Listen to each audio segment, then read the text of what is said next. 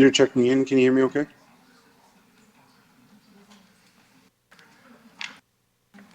Good morning, Councillor. You're coming through loud and clear. Thank you.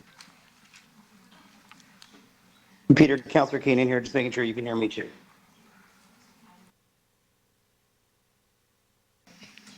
Councillor Keenan, you're coming through clear. As we begin today's meeting, we would like to acknowledge that we are gathering here today on the treaty territory of the Mississaugas of the Credit First Nation, and before them, the traditional territory of the Haudenosaunee, the Huron, and Wendat. And we also acknowledge that many First Nations, Métis and Inuit, and other global Indigenous people that now call Brampton their home. We are honored to live, work, and enjoy this land. Good morning, and welcome to our meeting of Brampton's Committee of Council. All members are present today, with the exception of Councillor Medeiros, who will be joining 15 minutes later. And with that, our next item is approval of the agenda. Does any member wish to add a business item to today's agenda? Deputy Mayor Singh.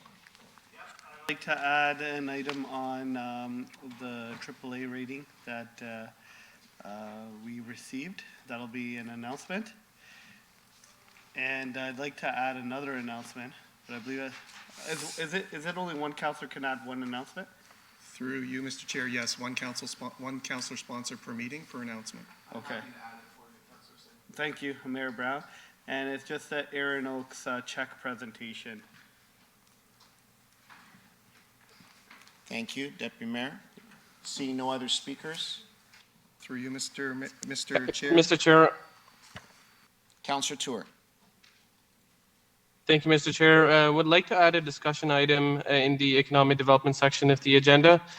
Discussion item regarding logistics innovation zone in Brampton.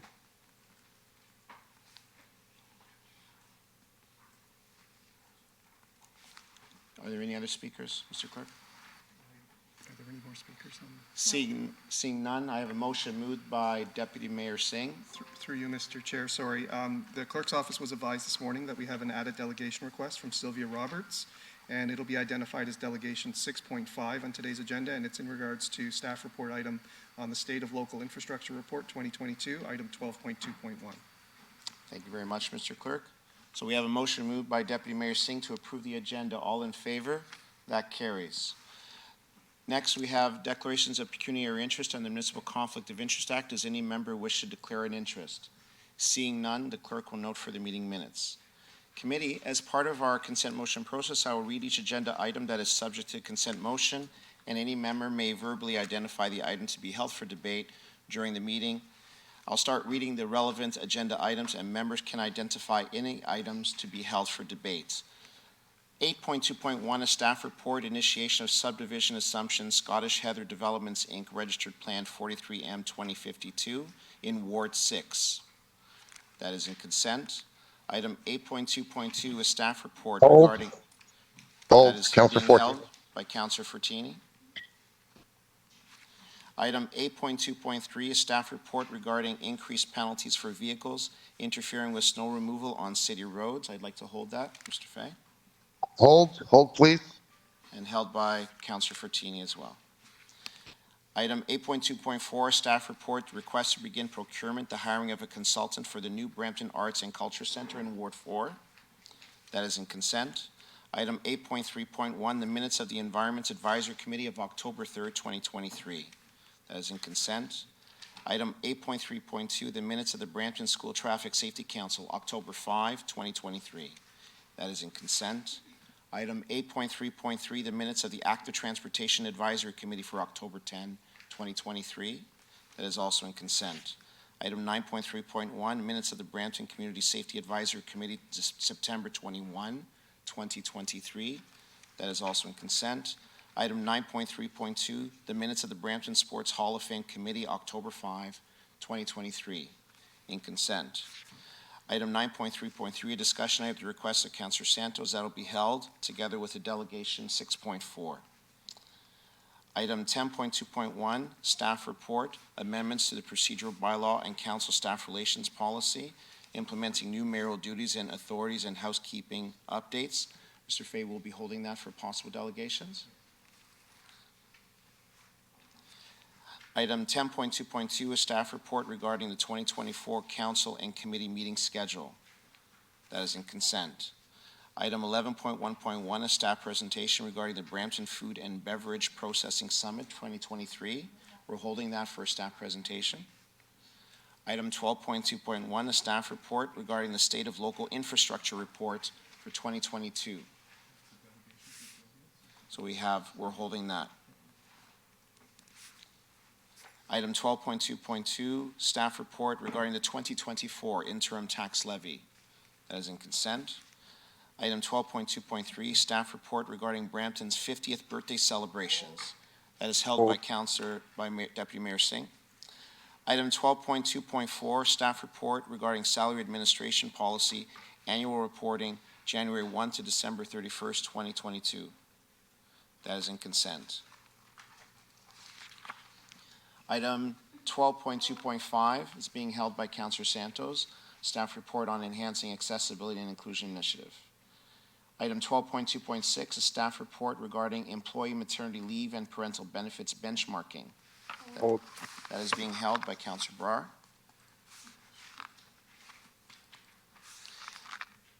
Item 12.2.7, a staff report regarding modernizing the City of Brampton's policies and practices, obsolete policies report. That is in consent. Item 15.1 from our closed session agenda, open meeting exception under section 2392H and I of the Municipal Act, information explicitly supplied in confidence in the municipality or local board in Canada, a province or a territory or crown agency, and any of them, and a trade secret or scientific, technical, commercial, financial, or labor relations information supplied in confidence to the municipality or local board, which, if disclosed, could reasonably be expected to prejudice significantly the competitive position or significantly interfere with the contractual or other negotiations of a person, group, or organization. That is in consent. Item 15.2, an open meeting exception under section 2392H is being held by Deputy Mayor Singh. Item 15.3, open meeting exception under section 239. So item 15.3, open meeting exception under section 2392C and K of the Municipal Act is being held by Councillor Singh. Deputy Mayor Singh. Item 15.4, open meeting exception under section 2392D of the Municipal Act, labor relations or employee negotiations, a compensation matter. That is in consent. Item 15.5, open meeting exception under section 2392E of the Municipal Act, litigation or potential litigation, including matters before administrative tribunals affecting the municipality or local board, a property matter. We will require direction, so that will be held. And then item 15.6, open meeting exception under section 2392K of the Municipal Act, that will be held by Deputy Mayor Singh. The clerk will now summarize those items. Was 15.5 held? 15.5 is held for decision. So I'll now ask the clerk to summarize the items held by members for consideration or are not part of the consent motion. Through you, Mr. Chair, to members of committee, the following items are held. 8.2.2 from Councillor Fortini, a staff report on parking restrictions at various locations in wards 2 and 9. 8.2.3 held by Chair Vicente, staff report regarding increased penalty for vehicles interfering with snow removal on city roads. Item 9.3.3 is held for delegations, discussion item from Councillor Santos, Councillor Brar. 10.2.1 is held for possible delegations, a staff report on procedure bylaw amendments. Item 11.1.1 is held as a staff presentation of Brampton Food and Beverage Processing Summit 2023. Item 12.2.1, a staff report on state of local infrastructure 2022 is held for delegations. Item 12.2.3 is a staff report on Brampton's 50th birthday celebrations held by Deputy Mayor Singh. Item 12.2.5, a staff report on enhancing accessibility and inclusion initiative supporting employment program held by Councillor Santos. 12.2.6, a staff report on employee maternity leave and parental benefits benchmarking held by Councillor Brar. And under closed session, item 15.2, held by Deputy Mayor Singh. Item 15.3, held by Deputy Mayor Singh. Item 15.5, held for direction. And item 15.6, held by Deputy Mayor Singh. Thank you very much, Mr. Clerk. So I have a motion moved by Councillor Santos to approve the consent motion. All in favor? Is there anyone opposed? That carries. Next, we have announcements. We have item 5.1, an announcement regarding the Startup Canada Brampton Tour Stop for Thursday, October 26, 2023 at the Rose Theatre, Brampton. Joining us today is Kayla Isabel, CEO of Startup Canada, and Councillor Tour is a sponsor for this announcement. Welcome, Kayla. Hi, good morning, everyone. Thank you so much for having me. My name is Kayla Isabel, and I'm the CEO of Startup Canada.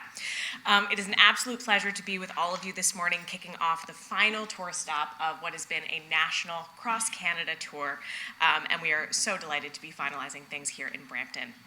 As a national nonprofit, helping entrepreneurs get connected to the resources and tools and community that they need to start successful businesses in Canada, we have been adventuring across the country from Whitehorse to Vancouver to Calgary to Halifax, and we are ending things on our program this Thursday with the Brampton ecosystem, really showcasing the incredible entrepreneurs, the support ecosystem that you have here, and the founders that are calling Brampton home. In terms of the event, we have a number of different elements that you'll see up on screen on the second slide. Entrepreneurs are receiving incredible network exposure, mentorship, customized content, and they're ultimately getting connected to the ecosystem here locally, provincially, and with other national players. Our Brampton event on the third slide showcases a sold-out event, which is incredible. We have over 650 registrants who plan on joining us tomorrow. Mayor Patrick Brown, we're absolutely delighted to be hosting you there tomorrow as well. We'll be joined by a number of ecosystem support partners, including Beehive, Startup Peel, the Brampton Innovation District, of course, Brampton Venture Zone, and over 50 other support organizations that not only showcase the incredible support being offered in your community, but also the appetite and really the energy that we're seeing evolve in the Brampton ecosystem. It's serving as an incredible best practice that we will continue to champion across the country as we continue to travel. We are at an extremely pivotal time when it comes to entrepreneurship support, with sobering statistics around the substantial decrease in new ventures starting, investment, economic uncertainty, rising costs and inflation, talent challenges, and global unrest. Entrepreneurs are the ones at the forefront of solving these global challenges, and it is essential that the scaffolding we collectively support as government, as private sector, as the support ecosystem, we need to ensure that we are supporting these founders from the very beginning so they have a solid foundation in Brampton and across the country. Thank you so much for having me here today. We look forward to seeing many of you on Thursday, and keep supporting the founders in your local ecosystem. Thank you. Thank you, Kayla. Hold on a second there. Councillor Tour. Good morning, Kayla. Good morning. Thank you for the presentation. Just to say that we're excited in the city of Brampton would be an understatement, and the fact that you're sold out. I got to know that this week when entrepreneurs across the city were messaging me as the Chair of Economic Development saying, hey, could you get us a ticket to this event? Oh, that's great. Because it is sold out. The excitement is there in the city, and we look forward to being there. Thank you so much for championing this internally as well. Thank you. Thank you very much. Next, item 5.2, an announcement regarding the 2023 Green Fleet Award Fleet Administration Team. And joining us today is Rob Gasper, our Director of Roads Maintenance, Operation and Fleet, and Aaron Moss, Manager of Fleet Public Works and Engineering. Rob and Aaron, please welcome.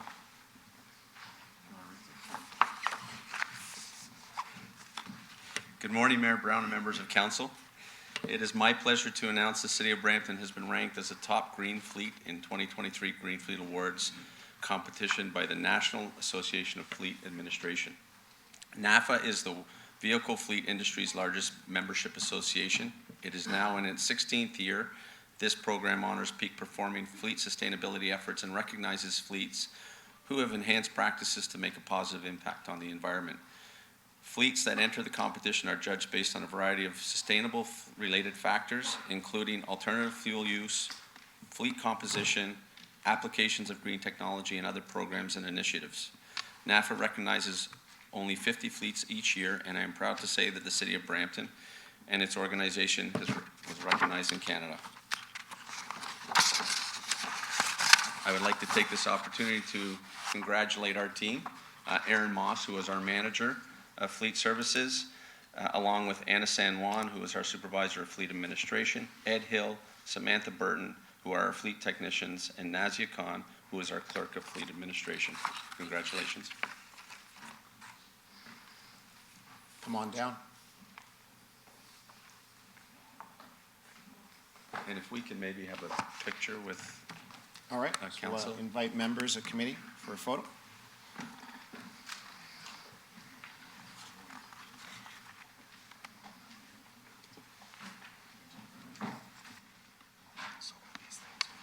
don't treat it as a recess.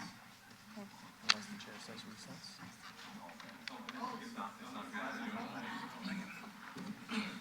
This is what, 2 terms ago, we tried to, the council, but they agreed to just take it out of the system because it's just becoming, it's an hour before we get into the meeting. And we are in the picture. Yeah, that's why I'm facing this way. Yeah.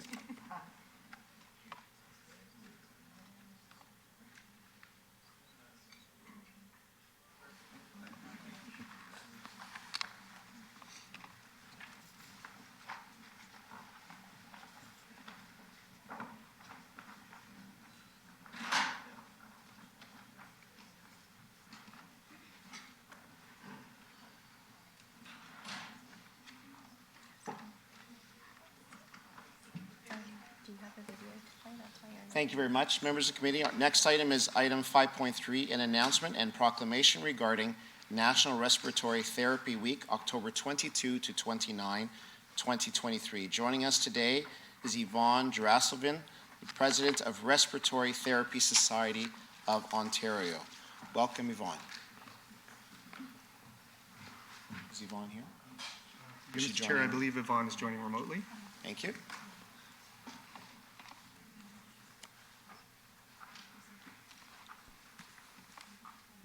Yvonne, you are in the session. You can unmute your mic or turn on your camera if you wish and to address committee. Yes, good morning. I'm going to turn on my camera as well. Good morning. Thank you so much for allowing me to speak today at this meeting. Thank you so much, Councillor Navjeet Kaur Brar, for sponsoring this opportunity. On behalf of the Respiratory Therapy Society of Ontario, I am here to announce with pride and enthusiasm that this is National Respiratory Therapy Week. This week is dedicated to recognizing and celebrating the invaluable contributions of respiratory therapists to our healthcare system. If you don't know what a respiratory therapist is, you are very lucky. That means you've never needed help to breathe.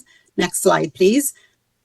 There are 6 colleges across Ontario where students train over a period of 3 years to obtain an advanced diploma to become respiratory therapists. Next slide.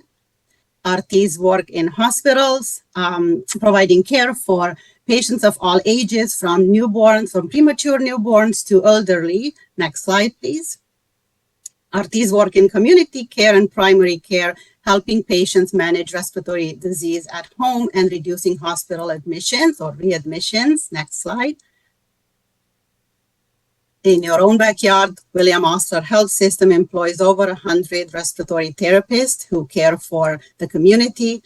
Next slide, please. If you have a chance to call your local RT department, please do so and wish them happy Respiratory Therapy Week. I will leave you with this quote that represents the guiding word for every respiratory therapist: to know that even one life breathed easier because you have lived, that is to have succeeded. Thank you again for giving the respiratory therapy community a voice at this meeting. Thank you, Councillor Brar, for sponsoring this opportunity. Thank you very much, Yvonne. And before I ask Councillor Barr to speak, I will ask Mayor Brown to read the proclamation. Mayor Brown. Thank you, Chair Vicente. National Respiratory Therapy Week. The last week in October is recognized as National Respiratory Therapy Week to celebrate the respiratory therapy profession and the outstanding dedication and passion of respiratory therapists. The College of Respiratory Therapists of Ontario and the Respiratory Therapists Society of Ontario represents the interests of respiratory therapists in this province, advocate for their advancement, and create opportunities for growth and research in the field. Respiratory Therapy Week aims to educate the public about the roles and responsibilities of respiratory therapists in our healthcare system and in public health. The goal is to raise awareness of the significant contribution made by RTs across our healthcare system and provide the opportunity to appreciate the respiratory therapy profession in general. During the COVID-19 pandemic, respiratory therapists were on the front lines providing essential care in hospitals, long-term care centers, and at the homes of patients as well. Our healthcare system depended on RTs to perform life-sustaining procedures, conduct COVID-19 testing, provide COVID-19 vaccines, design pandemic ventilators, and ensure that patients receive the best care. They continue to provide support to patients recovering from COVID-19 and those who now live with effects of long COVID. I'm Mayor Patrick Brown. On behalf of Brampton City Council, do hereby proclaim October 23rd to 27th is National Respiratory Therapy Week in the City of Brampton. And before Councillor Brar speaks to this, let me just say this is the first time we've had this proclamation at Brampton City Hall, thanks to the leadership of Councillor Brar, who I know misses working on the front lines. But we're lucky to have her at the council table. You want to make a table function easier, you want to enhance the council, you find a respiratory therapist to join the table. So over to Councillor Brar, and thank you for your leadership in recognizing healthcare heroes. Thank you again, Yvonne, for joining us. And I just want to commemorate that today is that RTs is a essential profession that often operates behind the scenes, but plays a crucial role in our healthcare system. Today, I stand before you as a regional councillor with a unique perspective, one that connects me to the incredible individuals who make up the respiratory therapy community. I am proud to have served as a respiratory therapist, especially during the challenging times of the pandemic. Today, I want to take a few moments to acknowledge and celebrate Respiratory Therapist Week. We honor their dedication, their sacrifice, and their inspiration they bring to our healthcare industry. As we mark the beginning of Respiratory Therapist Week, this year's theme, Inspiring Excellence in Respiratory Therapy, couldn't be more fitting. It encapsulates the tireless dedication of these professionals who inspire excellence daily, often in the most critical and trying circumstances. I was fortunate to witness firsthand the hard work and commitment of our respiratory therapists during the height of the pandemic. Their bravery and their selflessness was unwavering, and they provided a ray of hope during some of our darkest hours. Their vital role in patient care became even more evident as they played a pivotal part in helping patients breathe and recover. Respiratory therapists are the unsung heroes of the healthcare world. They are the ones who ensure that patients with breathing difficulties receive the care that they need. Their expertise is invaluable and their compassion is immeasurable. Throughout my time working as a respiratory therapist, I had the privilege of working with an incredible team of healthcare professionals, nurses, doctors, and hospital staff who supported me, collaborated with me, and inspired me to do the best for our patients. Their unwavering support and teamwork made all the difference. And as we celebrate Respiratory Therapist Week this year, I encourage all of us to reflect on the countless lives saved, the moments of hope, and the triumph and the excellence and care of these individuals provide every day. These professionals work tirelessly, often going above and beyond the call of duty, and it's our responsibility to recognize their dedication and express our gratitude. I also want to extend my appreciation to the families and loved ones of the respiratory therapists. Your support and understanding is instrumental in enabling these dedicated individuals to give their best to the community. And I just want to take a moment to appreciate the respiratory therapists who inspire excellence in their profession and continue to become beacons of hope for patients in need. Let us honor their hard work, commitment, and resilience, especially during these challenging times. To all the respiratory therapists out there, I want to thank you from the bottom of my heart for your unwavering dedication to our community. We are fortunate to have you, and your contributions inspire excellence, not just in respiratory therapy, but in all aspects in our healthcare system. So thank you so much again. Thank you very much, Councillor Brar. And with that, members of the committee will move on to delegations and item 6.1. Two more announcements. I'm sorry. Deputy Mayor Singh, and then Mayor Brown. Next announcements is regarding the finance team. I think we got some good news, so I'll let Nash, our treasurer, explain. Thank you. Thank you. Good morning, Mayor and members of Council. I'm pleased to share that on Friday, S&P Global Ratings once again awarded the City of Brampton its prestigious AAA credit rating with a stable outlook for an 8th consecutive year. This rating is the highest credit rating attainable for a municipality and underscores Brampton's unwavering commitment to transparent and responsible fiscal management. Credit ratings are global economic tools used by investors and other market participants when considering partnering to provide funding. Brampton's AAA credit rating contributes to enhancing the city's ability to attract investments and public-private partnerships that enable growth, create jobs, develop resilient infrastructure, and provide vital services. We are honored to once again be recognized by S&P Global Ratings with the AAA credit rating and remain committed to meeting the evolving needs of our community with openness and collaboration. I'd like to acknowledge our hardworking and committed finance team who work diligently to ensure effective and responsible fiscal management to public funds so that we can continue to deliver the broad range of services upon which the community relies. Thank you. Singh? Thank you. I think our finance team has been working really hard for the last few years. Our budgets have gotten awards as well in our budget process. So just want to thank the team. This year's budget will be a little bit different, as we know, but I feel like the mayor is in good hands, and I look forward to seeing what's presented. Thank you.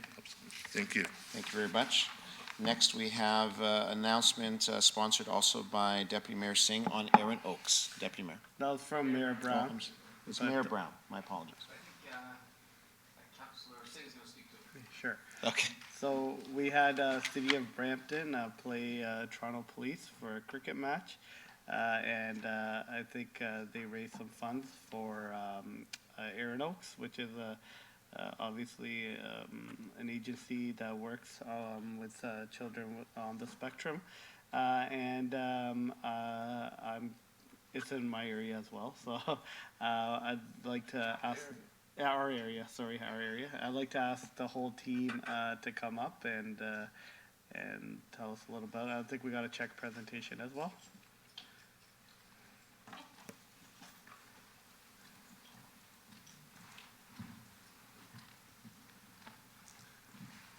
Good morning, Mayor Brown and Council. I hope everybody's well. Thank you for having us here today. I'm Renee Addis, and I represent Aaron Oak Kids Treatment Center. We're here today to thank Kareem Preet and his family and the City of Brampton for the incredible work that they did just recently for the Cricket for Autism, and they raised a lot of money, and it was an incredible event, and Aaron Oak Kids is really, really thrilled to be part of it, so thank you for having us here today.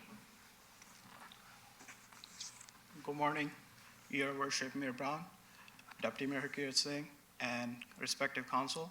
So we did this first ever 2023 Cricket for Autism, and we raised our goal was $5,000, but we raised $10,000.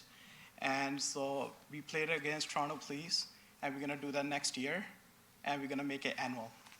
And can I please request you all to join us and present the check to Aaron Oaks, please? Thank you.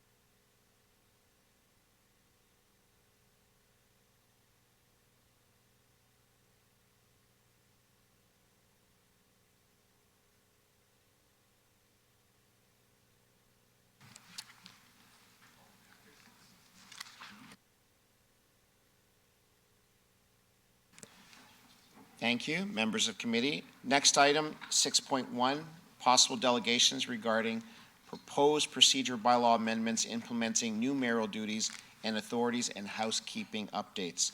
This relates to staff report item 10.2.2 on today's agenda. Mr. Clerk, is there anyone present today who would like to delegate to committee on this item? Through you, Mr. Chair, there's no one that's registered with the clerk's office. I'm not sure if there's anybody present who wishes to delegate on this item. I don't see anybody. Very good, Mr. Clerk. So with no delegations, we'll deal with the item later in the agenda order. Next is item 6.2, a delegation from Shushma Kinsvazara and Mukesh Shivangi, representatives of Shmid Rajchandra Mission, Dharampur, Canada, regarding ceremonial street naming requests. Welcome, Shushma and Mukesh. You have 5 minutes. Go ahead. Good morning. Thank you, Honorable Mayor, Mr. Brown, and Deputy Mayor, Mr. Singh, and all the councillors of the City of Brampton for giving us this opportunity. My name is Harsha Shingavi. I'm representing Shrimad Rajchandra Mission, Dharampur, Canada. We'll be putting up the presentation. Okay, sure. Thank you. We are respectfully requesting the City of Brampton to consider and name a street within the city, Shrimad Rajchandra Street. The why of our ask, I will try to share through next few slides. Next. Yeah. Next. Yes.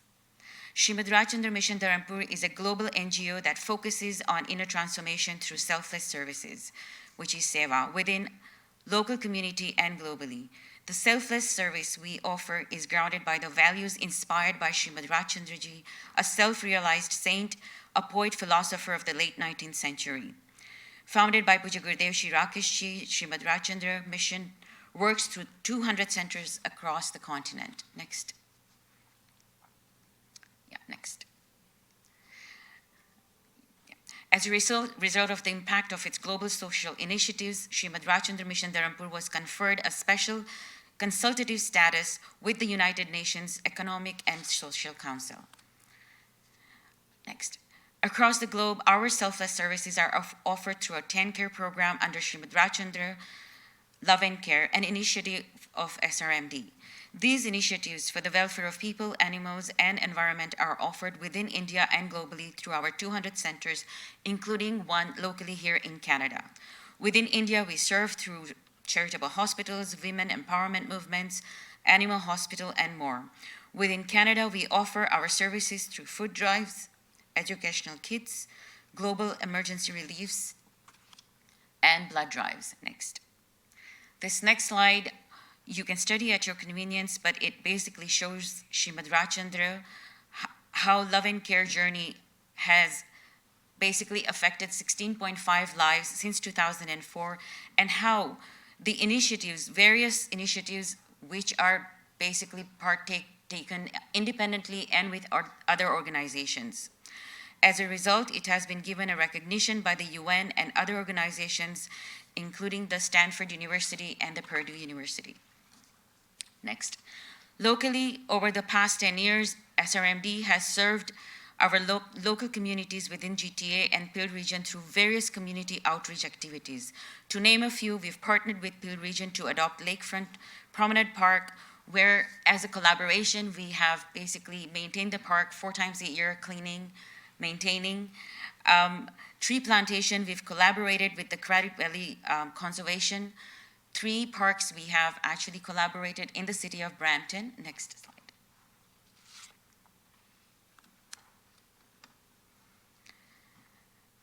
Next. Another important community partnership has been with the Canadian Blood Services since 2018. We are participating twice a year in blood drive donations across GTA with CBS. Additionally, we are participating in blood plasma drive since 2021. Our next blood plasma drive is in collaboration with the City of Brampton and CBS from November 3rd to 11th, where we look forward to seeing the city councillors for the plasma donation at the Brampton CBS location. Next, we also participate in local food drives across the GTA by donating to local food banks, including Seva Food Bank since 2018. In the GTA, we've also donated several times to the South Asian Women's Association.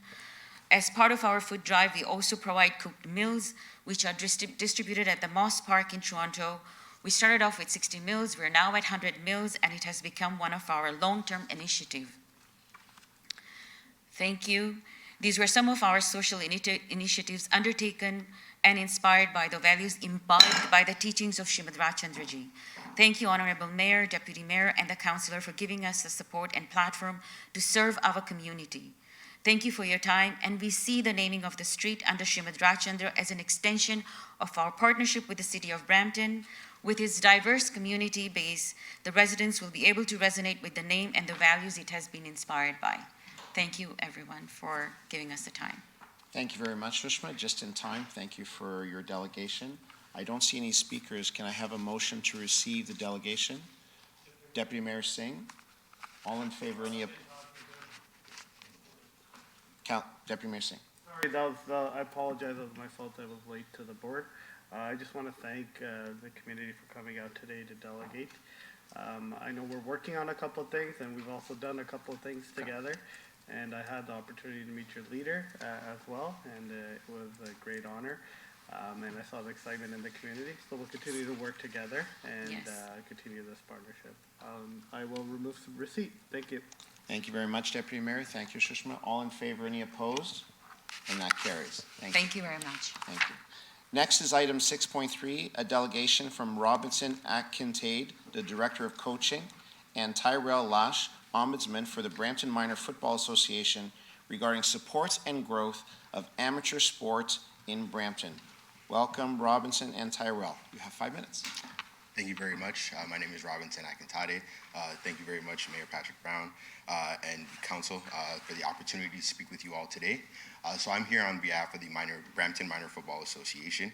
I am the current Director of Coaching for the Brampton Minor Football Association, and we are here to speak to Council on behalf of the state of the program and what our ask is for the future. Next slide, please. In terms of the history of the organization, we are a non-for-profit, volunteer-based organization providing tackle football to youth since 1973. This year is our 50th year in operation as an organization. We are responsible for being the premier grassroots football program in Brampton and at the core of Brampton sports for many decades. We are made up of volunteers operated by an executive board of directors. We are also responsible for teaching over 10,000 youth to play football since the inception of the organization. The beginning football program for a lot of and many, more than 100 CFL, current and former CFL players. Next slide, please. Current state of the organization is that the organization is currently recovering from the impact of COVID-19 and how it did affect youth sport and particularly football, specifically based on the cost of football equipment.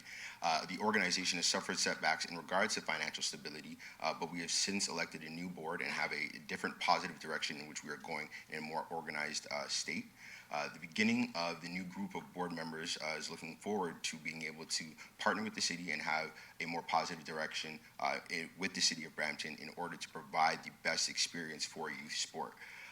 In compared to prior to COVID, football membership is down overall dramatically. However, we have seen signs of improvement based on this year 2022 to 2023 growth in football in the city of Brampton. Next slide, please. Our request from council is we are seeking financial relief in the form of reduced operating storage fees, as well as to develop a partnership with the city to promote the sport among youth and make it more accessible for all of the youth that are in the city of Brampton. Current storage fees, just as an estimate, is over $5,000 a year is what we do pay, as well as rentals and facility costs over $3,000 a year as well. These are some of the things that we are seeking some assistance and relief for. Next slide, please.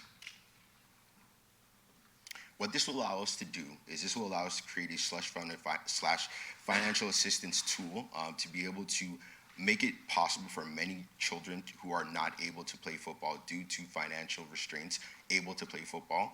Funds will also allow us to subsidize the cost of playing football based on specific situations and need for the specific youth in our particular community. This will allow us to navigate football equipment replenishment, which does have to happen every 3 to 5 years opposed to many other sports. We are looking to be able to maintain that replenishment cost as well.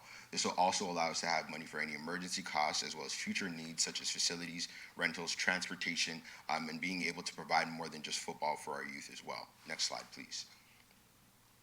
the partnership with the city, in which we hope to have, but we want this to be the first step towards working with the city to continue to provide long-term viability for the BMFA.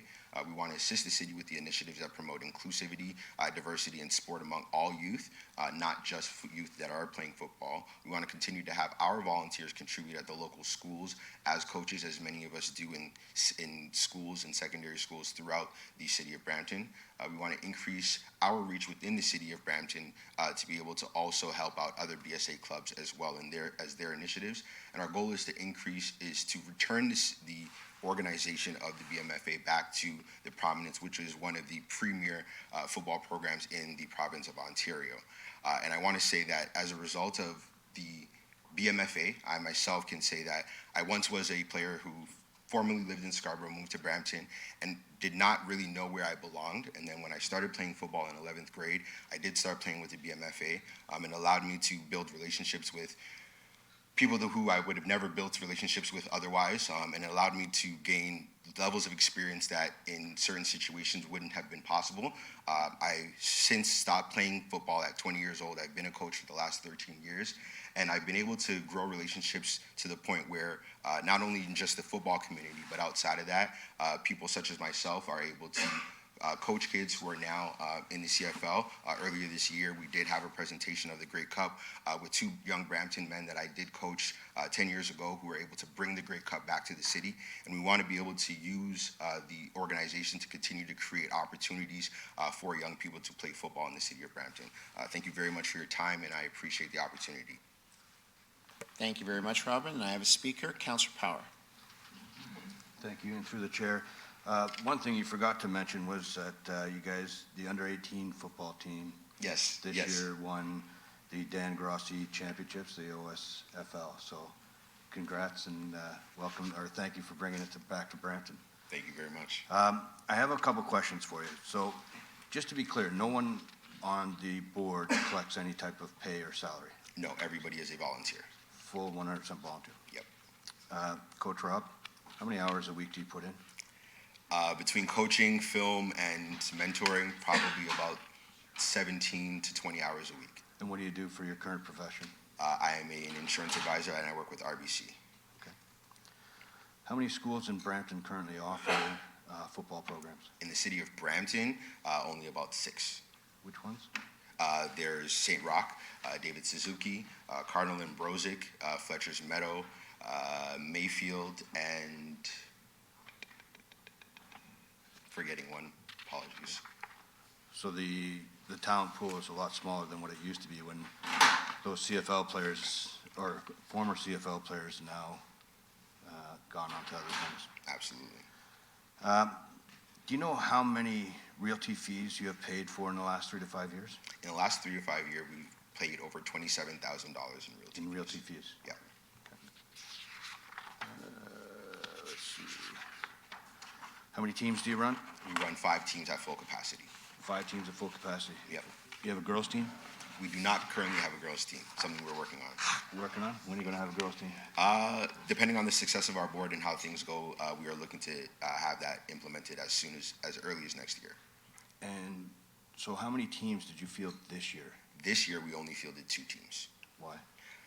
Financial restraints, and not being able to necessarily have a lot of the costs up front to field those 2 teams, or to field all 5 teams. So our goal was to try and field the 2 teams that we had and put all of our efforts into that, and we were successful in that. Okay. Do you collect any revenue in the off-season? From the purpose of fundraising, yes, we do some off-season fundraising, which amounts to maybe about $2,000 to $3,000. Okay. I'd like to receive the report, but also refer it back to staff if I could, with a couple of suggestions, if that's possible. So how many, back to staff, how many youth or similar youth organizations that we have supported in this fashion?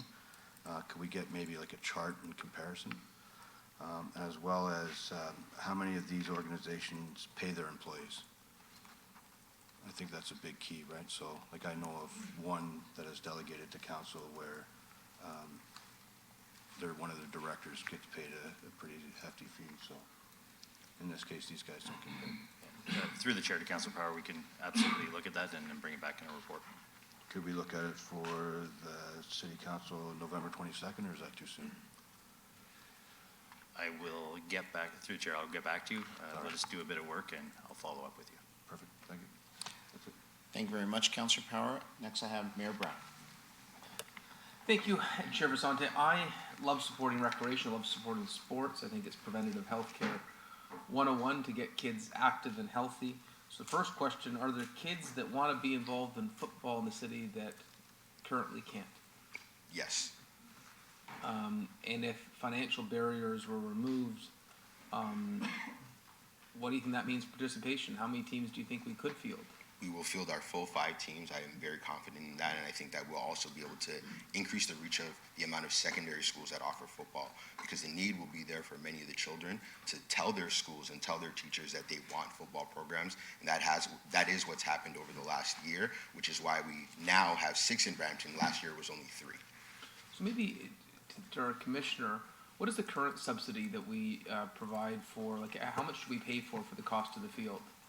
At what rate is it subsidized? Yeah, through the mayor, so we provide about a 35% of the resident fee. It's approximately a field rental. It's approximately, if you give me a moment, I believe it's about $11 to $12 rather than the resident rate of about $35. And turf field would be, I believe, and I'll look to our director of recreation, about $68 regularly, and then we provide a 30% subsidy of that. As a 30% subsidy. Is that consistent for other sports, soccer? Through the chair to the mayor, that's consistent with our Brampton Sports Alliance rates, yes. Okay. You know, when the Canadettes were in here earlier this year about a challenge they had, one thing I was impressed about was they shared the comparison with other cities. I'd love to see when this comes back, what other cities do to enable participation in the sport. And you mentioned all the success football's had in the city. I remember when we had those 3 Argos who won the Grey Cup come here, they talked about playing football here, and I was really impressed with that history and the memories that they had in Brampton. And so we want to celebrate that success and enable that success. So I'm very interested in this. I'd love to get more information. And so I think I'd love to see maybe you could work with the staff to get us a comparison of other cities in the GTHA, the type of other, frankly, the teams you're going to be playing. I want to know what is the supportive network, and I think the timing is important because obviously we're going to be going into budget presentations in December, but we're finalizing a lot of those details now. So I support the expedited timeline that Councillor Power has set out, and I look forward to getting all that information. And I guess the last question for either of you is, with these new partnerships we have with the school board, I guess the rental would be in the evening, right? Yes, typically whenever we have our spring, summer seasons, the rentals are in the evenings, anywhere from 6 to 9 p.m. So that would be during the city time? Yeah. Because I guess with these co-agreements with the school board, so these would be high school teams, but we'd be using the time for essentially a school activity in the evening.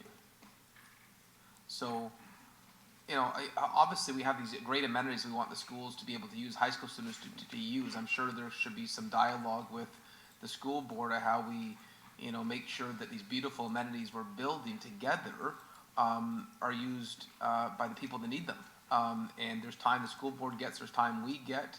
And the last thing I want to see is an amenity sitting empty. Part of our frustration right now, or not frustration, challenge I'd say, is that we've got some sporting amenities that are overused and there's massive wait lists. We have other sporting amenities that sit empty. And the last thing I want to see is to drive by, and I'll send our commissioner a photo when I see it, of a beautiful day and an amenity not being used. And so we do want to maximize amenities. And from what I'm hearing from you is you're not fulfilling your capacity because there are barriers. So really look forward to this feedback and the report that will come. And through the mayor, we'll certainly work with Coach Rob and the school boards and our rec team to gather the information and then bring the report back to you. Thank you, Mayor Brown. Thank you, Mayor Brown. Back to Councillor Power.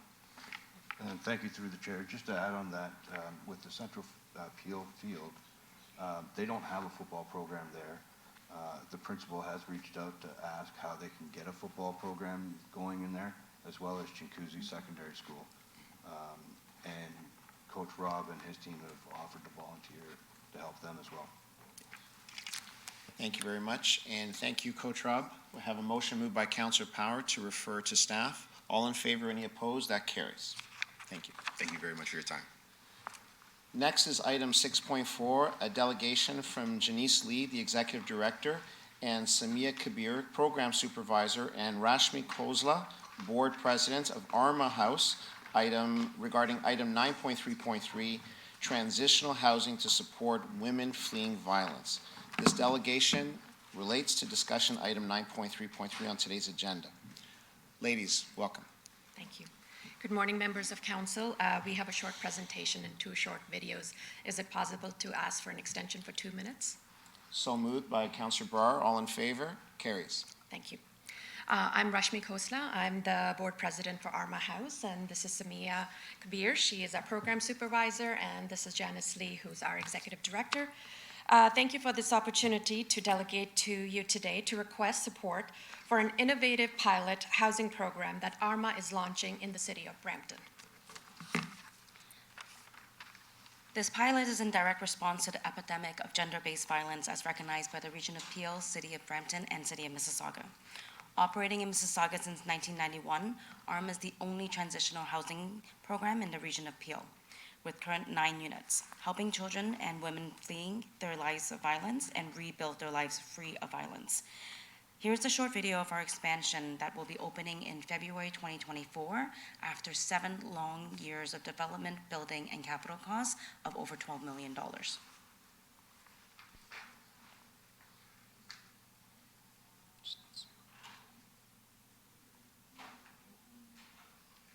We'll get the sound up.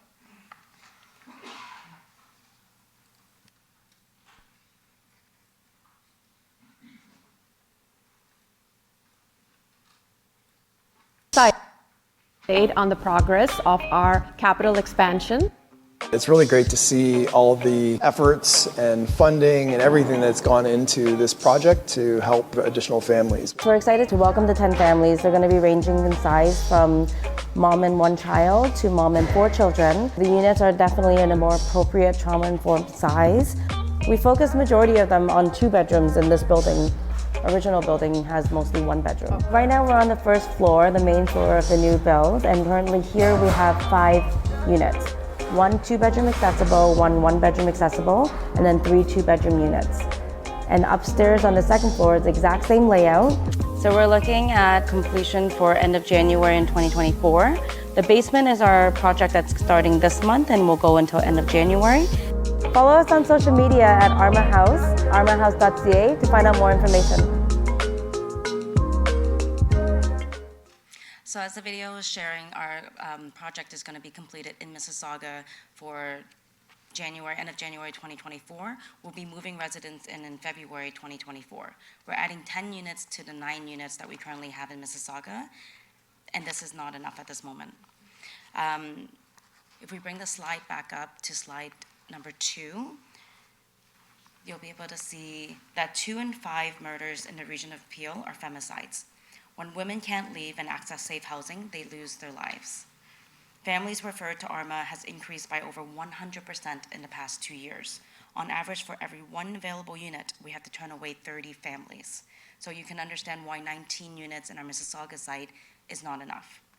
Crisis shelters are designed to house clients for up to 4 months. Without available transitional units, clients face the sobering reality of extending their stays up to over 1 year in a crisis shelter, shelter hopping or becoming homeless, or returning to their abuser. Next slide, please. During their 2-year stay, women and children at ARMA have access to specially designed programs and services that promote healing, foster independence, and break the cycle of violence. These services have preventative impact on client success. Women and children are also provided with 1 year of aftercare support in order to help them in their transition to independent living. The return to abuser rates is substantially lower after a stay in transitional housing. Next slide, please. Residents of Brampton must travel all the way to South Mississauga to access transitional housing. And in this move, they lose their ease of access to their communities, their support systems, family, friends, education, workplaces, and schools. The numbers on the slide here show the percentage of ARMA's clients who are actually from Brampton. In the last year, we have served 21 families. We've turned away 127 families. Next slide, please. So ARMA has pivoted as a result of this to pilot a creative 4-year housing project to fill the gap of transitional housing units and the 3 to 4 year priority subsidized housing wait time. Through a rare and unique opportunity with a leading developer, we will be launching 12 community-based units in the city of Brampton. The units will be rented with subsidy support from the Region of Peel under a 41-year head lease starting January 1st, 2024. We will be moving families in a week after that. This project itself has been started in discussion and finalizing this agreement only in the last 1 year. It's taken a substantially shorter amount of time to get to this place to offer 12 units in the city of Brampton, the first 12 transitional units. Key partnerships established with 6 Brampton agencies will also provide direct client services virtually and off-site with wraparound supports. This pilot project, when successful, will be able to help more families escape violence, decrease the risk of femicides, and offer a more cost-efficient and effective solution to the affordable housing crisis. ARMA is requesting that the City of Brampton help us close our funding gap to run this program. Thank you, councillors, for your consideration. Let us hear from some of our past residents.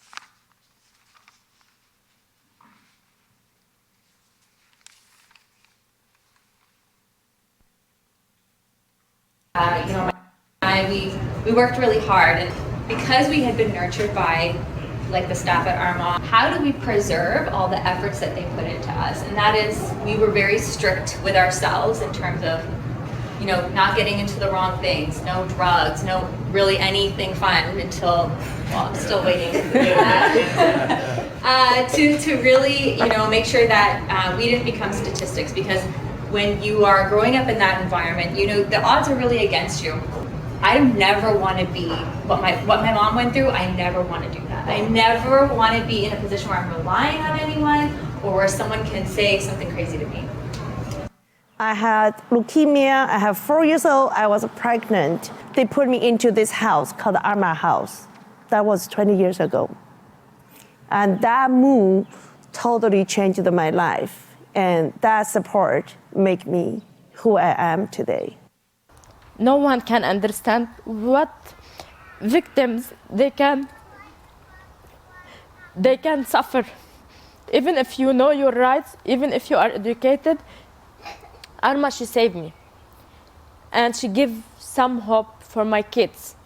They changed my life 180%. I always imagine if I didn't have a chance to be resident in Arma, what will happen?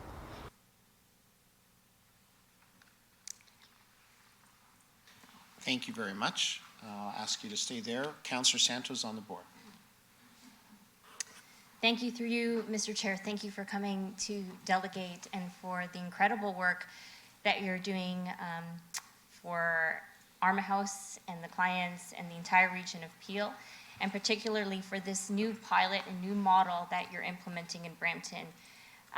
This morning when I was reviewing the agenda again and looking at the video, early this morning, I had CP24 up as per usual every morning.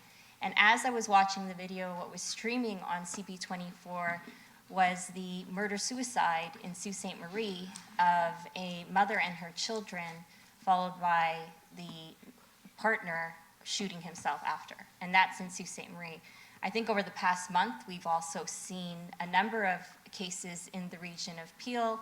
And every single time I see it, again, I take a big sigh and it breaks my heart. We will never achieve gender equity in the city of Brampton or in the country or anywhere around the world until we address gender-based violence. And today is October the 25th, and exactly a month from now, November the 25th, is the International Day for the Elimination of Violence Against Women. And so your delegation to us is incredibly timely. And the work that you're doing with respect to transitional housing, You know, Councillor Brar and I and other women who are in the room now, we are so lucky and blessed and speak from a place of privilege that when I watch these videos, when we watch these videos, it becomes very emotional to us because I can't even imagine what their situation may be like. And unfortunately, at the province of Ontario, they do not fund transitional housing. The region of Peel, who is actually going to be bringing forward a report on housing and homelessness, will be talking about some of these things and some solutions, but the transitional housing funding gap is still exists. And so a question back to you, if we don't find that gap in funding to implement such a creative, innovative solution in Brampton, which is in fact cheaper, and if you can confirm that it's cheaper than the shelter model you currently have in Mississauga, what's going to happen to the program in January if we can't find that gap of funding? So first, I'd like to say it's about 50% more cost efficient to run this Brampton program than it is to operate our current Mississauga program because it's off-site. We are going to be running virtual and off-site program to still create the same type of community. And then secondly, the program is majority of what we do in our Mississauga site and the reason that the impact and the changes of the lives for the families that stay with us. Without that, it's housing. It's somewhat safe housing, but without the programs, we had no programs for a period of time during COVID, and individuals and families staying with us ended up staying for some of them over 5 years. That's not the model that we run now. The model that we run now, we're seeing families successfully move out under the 1-year mark. This is to permanent affordable housing. This is to careers and re-education and living an independent life free from the system and being on social assistance and also working towards rebuilding their families' hope and future. That's the program that we want to run. Without this money to fill this funding gap, we won't be able to run any programs for children or families or mothers. And it doesn't end the cycle of violence because there's no healing, there's no hope, and there's no rebuilding. Mm-hmm.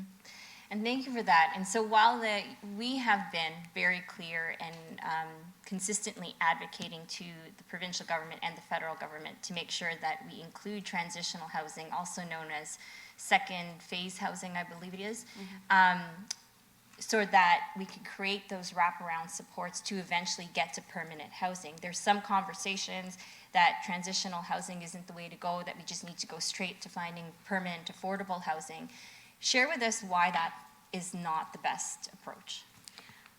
There is not enough for the amount that we need to build for permanent housing. But second, the program that's not provided in permanent housing is the oversight that we've seen over the last 20 or 2 decades since they stopped transitional housing. Transitional housing has decreased because of lack of funding from the province, and as a result you can see the overcapacity at the crisis shelters and the longer stays that we have, and people are returning to their abusers at a much larger rate than if we had that middle part of the journey where they actually have time and space to heal. That's the key part that we're missing, and for people to either have 2 choices of going into a home without the help or going back to their abuser, they may choose to go back to their abuser because that's the evil that they do know. Mm-hmm. Because they're continuously going back and forth to the shelter, and shelters in the region of Peel are already over capacity. And then the other option we have that's going to be discussed at the region of Peel is perhaps putting them into a hotel. Well, sure, but that's still a temporary solution that doesn't actually lead to a path of permanent, stable housing, and it certainly creates more of a challenge for an organization like yours to provide the wraparound supports for those families located either in the shelter or in the hotel. And so Councillor Brar and I met with you, and you know that we've been pushing, and this council's been pushing for support for second phase housing and transitional housing, particularly on the issue of gender-based violence, intimate partner violence being declared as an epidemic. We support your work. And are you going to be delegating to the Region of Peel tomorrow? We have a letter of support at the Region of Peel tomorrow, and we delegated back in July. And we're working internally. We are getting rental subsidy from the Region of Peel, but the funding gap still exists. Okay, so, and I know we're going to talk about this during government relations as well, but a signal to my colleagues who are regional councillors, tomorrow we really need to make sure that it's clear direction given to the region of Peel that we find the funding gap to allow for the pilot program in Brampton to happen for Arma House. We won't be addressing the epidemic if we let this one go. 100% we will not. And so we have to come in strong and make sure that the region of Peel finds that funding. And then moving forward, upon dissolution of the region of Peel, this will now become a responsibility of the city to look at ways to make sure that Arma House and transitional housing is supported. And so on that note, Councillor Brar and I, we do have a motion to bring forward if we can at this time so that councillors can also speak to the motion at the same time. Mr. Chair, if I can ask that we do that? Yes. Perfect. Thank you very much, and I'm confident that we'll have unanimous support for this particular motion. Thank you. Thank you very much. My next speaker, Councillor Brar. So I just want to say thank you, Arma House, for your delegation, looking at the videos, hearing women speak about their experiences. And it's very emotional to see that, and to see that this is just a couple of the women. There's many more that have these stories. And the work that you do is essential, and it's essential here that Brampton, that you bring this here in Brampton, and where there is a definite demand for transitional housing, and especially a transitional housing here, like the pilot that you have explained, where clients can feel supported and feel like they can strive for a better life. So we have to consider that intimate partner violence and gender-based violence is a primary cause of homelessness for 75% of the women experience homelessness. And if we are going to tackle the housing insecurity as an issue, we have to address intimate partner violence and gender-based violence. Just like my councillor colleague, Councillor Santos, echoing all these statements, I think we both together, we know the need for transitional housing, and women escaping abusive situations often need time, care, and support to rebuild and then grow from there.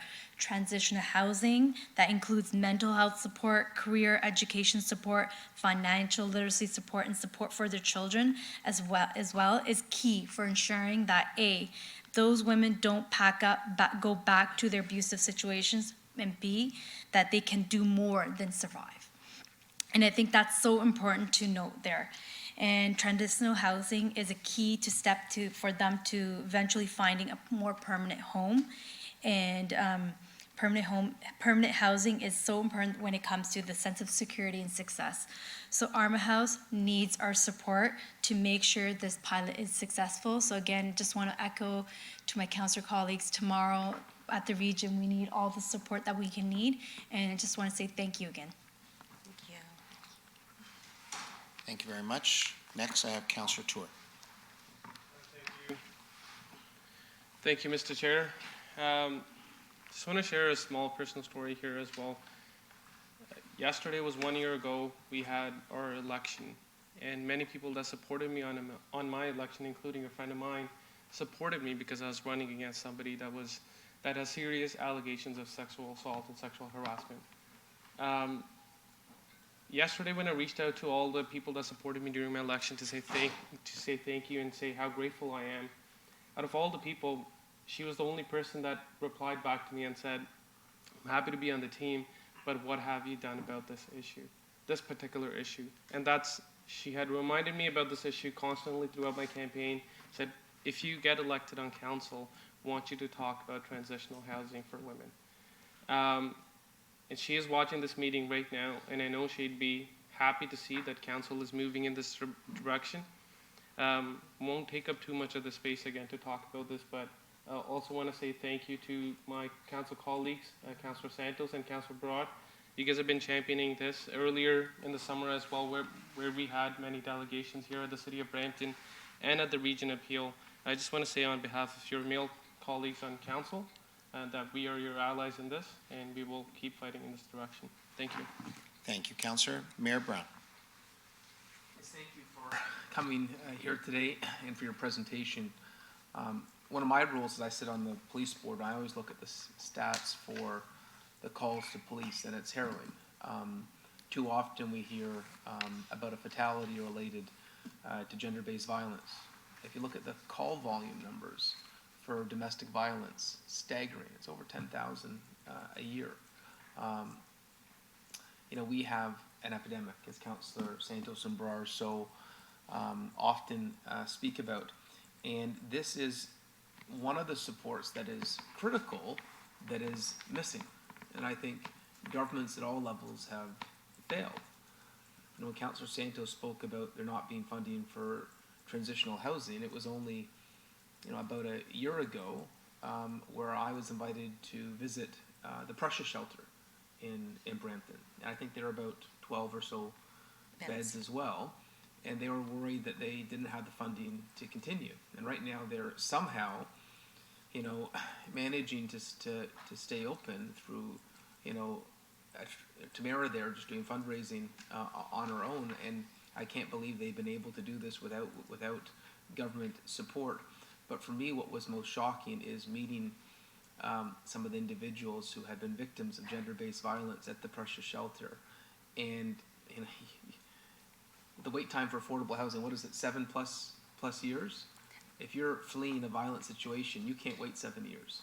Transitional housing is a must.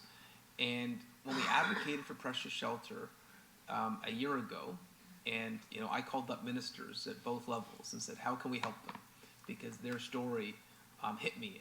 And what was even more harrowing was not the people that lived that were there on a transitional basis at Prussia shelter, was when I found out there was 50 or so more that they couldn't accommodate. Imagine that. Imagine working in these shelters, knowing people are fleeing some of the most heinous situations, a cry for help, and they can't be accommodated. And I think about that, that there are individuals who need to flee gender-based violence in Peel Region that can't be accommodating. And we have a responsibility. We're going to hear more stories on the news of a fatality if we don't have the proper supports. And so I think, by and large, when it comes to this epidemic, that governments have failed. And so we heard crickets back last year when we advocated for Prussia shelter. There's just not a fund that works for this. Despite the fact that, we were able to get Prussia shelter in front of the right people provincially and federally. And so I welcome this advocacy and will push. But I have to say I am frustrated with the fact that those mechanisms don't exist. And I wonder if, with this housing crisis we face, if there's any way that we can advocate creatively to finally find a solution locally. Like, I look over to our planning commissioner, Steve Ganesh. Ahmed Hussein always calls me when there's a new intake for the Rapid Housing Fund that goes to the region. Is there any way to use some of that rapid, there's another intake coming, is there any way to use some of that intake for transitional funding? Yeah, through the chair, through to you, Mayor Brown. In fact, I was just talking to Commissioner Boyes and our Manager of Government Relations to explore that, plus the funding announcement that we just received from the federal government. That was my follow-up question. There's a number of criteria in there that I think, at first blush, that this might align very well with. So certainly something staff will take away and unpack and report back. Okay, so I'd love to know as quickly as possible whether we could earmark some of that funding, whether Rapid Housing or Housing Accelerator Fund, to enable not just Armada House, which I obviously support, but the work of the Prussia shelter as well. And I also have to say, part of the reason it's so important is the safety, the safe space. If you have a situation of gender-based violence, the victim doesn't want to know, the perpetrator of the violence shouldn't know where the victim is. And I understand there's protections in place in those safe spaces, and so that shelter may not necessarily be a safe space. Councillor Santos said the Band-Aid solutions before this funding exists no longer work. Right now we have people on the street with our shelter in Mississauga for Peel Region because of the massive growth in asylum claimants. And we're going to go into winter. We're 1,000 beyond capacity. And so really there is nowhere to go. There is no safe space, and there's not even a Band-Aid solution. And so I'd love to know, with the existing funds made available for the housing crisis, can we quickly earmark one of them? I don't know if we can add that to a motion to find out whether we can earmark any of, okay, someone's typing as we speak, to earmark any of that on an emergency basis to help get ARMA set up and to help with pressures. Can I respond to that? Please. So if I want to paint a picture, you have over 100 shelter beds, crisis shelter beds in the region of Peel. You have 9 transition units, and then you have a 10-year plus wait list, right? So exactly what Mayor Brown was saying, there is no road where you funnel that many shelter beds, and that's just how many people can get in. There's 50 that Precious Shelter is saying no to. There's so many more that Embrave is saying no to, Salvation Army. They're all saying the same thing. There's nothing to funnel down for transition housing. So for us, our result of increasing the transition housing unit at a quicker rate is going to help ease off the capacity at the shelters. We've been working with Precious Shelter since their start and trying to help them get funding as well and advocating for them. The shelters haven't gotten increases in 8 years. That's why there's no money coming from the province down to a new shelter that's open. Through this project that we're doing in Brampton, we're actually partnering with the 6 agencies to provide support for Precious Shelter as well. It's part of our agreement. If they want to move a client into our Brampton building, they have to provide outreach support to a client at Precious Women's Shelter. That's something that we brought in, and all 6 agencies that came to the table are collaboratively willing to do the support because they want to see 12 more women served. So that's the model that we're going after, and we're doing it with community collaboration. And private, and collaboration with a private organization. Yes. Wonderful. Thank you so much for Councilor Brar and Santos for shining a light on this, and we'll do whatever we can to find a solution. Thank you.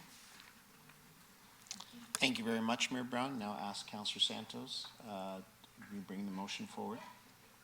It's an emergency basis. Yeah, and so the motion itself has been, Mr. Chair, on the agenda now since, I don't know, well, it's recent. So I think Councillor Barr and I think maybe we will read it so that the public can hear it on the public record.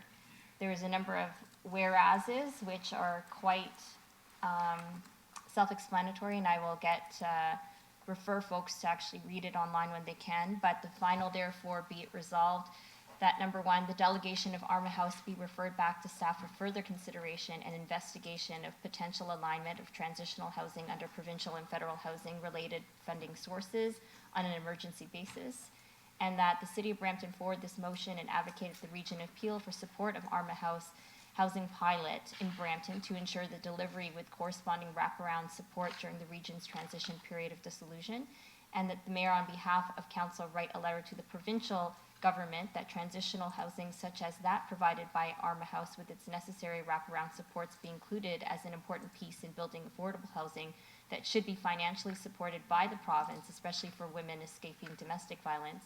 And Mayor, on behalf of Council, write a letter to the federal government to financially support transitional housing and specifically ARMA House's pilot model in Brampton.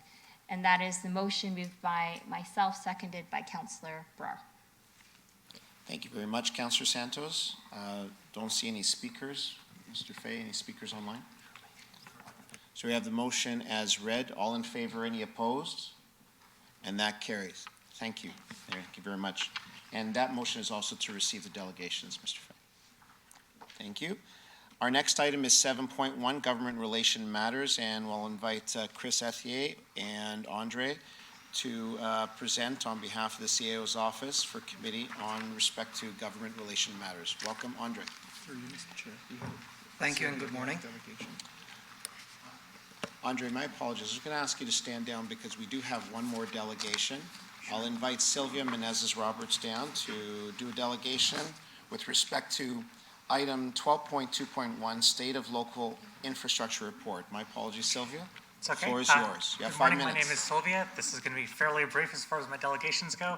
The main question is normally the State of Local Infrastructure Reports. In the staff report preceding them goes over the 10-year funding need and how much money we're actually going to be able to cough up for the next 10 years.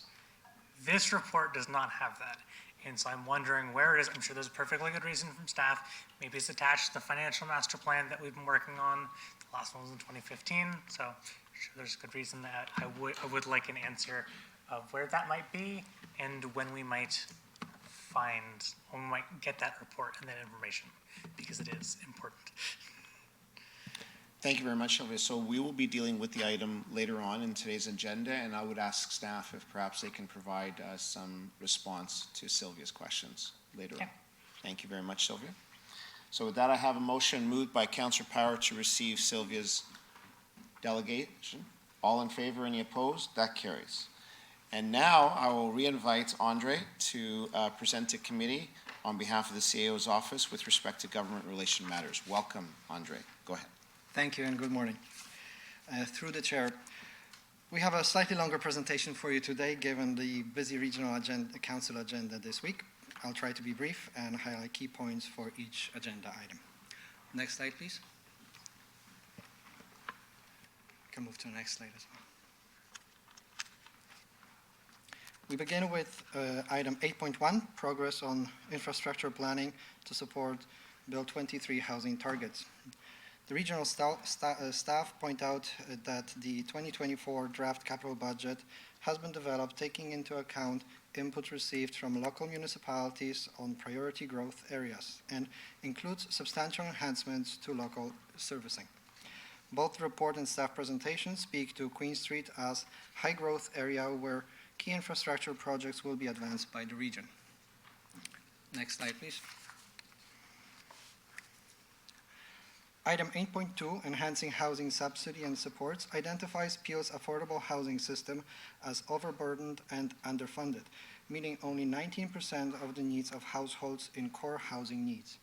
The regional staff put forward 5 changes to help more residents secure permanent housing while also preventing homelessness. These changes include increasing affordability levels to 150% of average market rent, include subsidies in all future Peel-owned and Peel-funded new builds and redevelopments, implement a non-for-profit community agency subsidy program to administer subsidies faster. Next slide, please. The last 2 changes are increasing investment in portable subsidies as well as partnering with community agencies to provide support directly to clients with no or limited wait times. City staff support regional staff's proposed changes. The city and the region continue to advocate for significantly more funding from federal and provincial governments. Next slide, please. Next, we have item 8.3, where regional staff assess the feasibility of temporary modular housing as a rapid solution to supporting people experiencing homelessness. Due to limited availability of affordable, permanent, and supportive housing in Peel, the temporary modular accommodations are at high risk of becoming permanent. Therefore, regional staff recommend exploring higher quality modular units as an extension of Peel's emergency shelter system. Next slide, please. Item 8.4, homelessness policy and programs, contains recommendations that will help reduce homelessness while indicating that more resources are needed to effectively reduce and eliminate homelessness in Peel. Regional emergency shelter system is experiencing a sharp increase in occupancy rates, currently at 270%. With overflow expenses projected at $26.9 million for 2023 and projected to be approximately $42 million in 2024. Additional resources well beyond capacity of regional or local governments are required, and both region and city staff continue advocacy efforts for adequate funding from higher levels of government. Next slide, please. Next, we have item 9.1, servicing capacity allocation process and related sunset clause. Regional staff completed a review of aligning infrastructure planning with growth forecasts and did not identify any areas in the region with significant underutilized servicing capacity. Brown West has a limited excess capacity expected to be consumed by development in the coming years. Overall, in Brampton, there are a limited number of development applications that have been approved or draft approved and for 2 or more years and that have not proceeded to building permits. Next slide, please. Item 9.3, update on Memorandum of Understanding related to Conservation Authority's 2024 budget, highlights the legislative changes related to services that conservation authorities are mandated to provide and hence can levy for, and the non-core services a municipality may request via Memorandum of Understanding. For the 2024 budget, the City of Brampton worked with regional staff to align our municipal priorities for non-core CA services to inform the region's 2024 budget process. Following the dissolution of Peel, Brampton will become a partnering municipality and will be required to enter into MOUs on the non-core services with TRCA and CVC prior to January 1st, 2025. Next slide, please. The last item on the regional agenda we wanted to flag for you today is item 9.4, update on the City of Brampton, Town of Caledon, City of Mississauga official plan conformity reviews and phase 2 of the Peel Municipal Comprehensive Review. Peel continues to be the approval authority for the local official plan conformity reviews until provisions from Bill 23 are enacted. The report outlines the status of each of local OP conformity reviews. For Brampton, it states that we're anticipating adoption of Brampton Plan by November 1st, 2023, bringing Brampton OP into conformity, pending the region's review of and approval during the 120-day review period. I would only add that the Regional Council agenda also includes a motion that will be introduced by Councillor Tor regarding opportunities to expedite the planning and construction of the roads in the Highway 427 Industrial Secondary Plan area. Also, given the volume of growth-related regional agenda items, staff are drafting a briefing note that will be distributed to council members shortly. Next slide, please. Moving on to provincial updates, and I will try to be brief. The government has announced that the fall economic statements will be tabled on November 2nd. Following the release of fall economic statement, the government will kick off its pre-budget consultation process starting on November 6th, and consultations will close on January 31st, 2024. Staff have already begun process of preparing and drafting city's formal submissions. Next slide, please.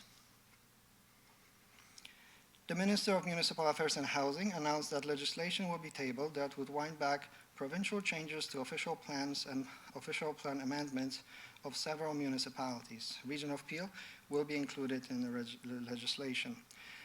Municipalities will have 45 days to submit any further amendments they would like to make to their own plans. Staff will analyze the impact of the announcement and potential for any comments to the ministry. Next slide, please. This past Friday, on October 20th, the federal government has announced its investment in housing through Housing Accelerator Fund in the City of Brampton. This will provide $114 million to fast-track over 3,150 new housing units over the next 3 years. In addition, this work will help spur the construction of more than 24,000 homes over the next decade and help meet Brampton's growing demands, potentially such as transition housing. Next slide, please. In AMO News, the association has called for social and economic prosperity review to update the partnership between the province and municipal governments. This will help build sustainable communities and solid foundation for economic growth and quality of life. Next slide, please. This past Friday, Ontario Big City mayors met to discuss key priorities and how they can work together to advocate with the province on behalf of Ontario's biggest cities, including housing priorities, community safety, as well as setting up pathway forward. 2 motions have been passed, including a call on federal government to provide funding and implement an anti-auto theft program. Next slide, please. And now we have a few updates from FCM. starting with the Big City Mayors Caucus meeting on October 20th with the Federal Housing Advocate. The meeting focused on a human rights-based approach to addressing a housing crisis and encampments. Next slide, please. Also, FCM Municipal Trailblazer is a bi-weekly initiative recognizing individuals who are making outstanding contributions to Canadian communities. Councillor Santos is one of the recognized trailblazers for October 23rd. Congratulations. Next slide. And the last slide speaks to October 24th meeting by Big City Mayors Caucus, which discussed a new municipal growth framework and housing. Meeting was also attended by Minister Fraser and Minister Miller, who engaged in dialogue with the mayors and answered questions. And this concludes today's presentation. Thank you for your attention.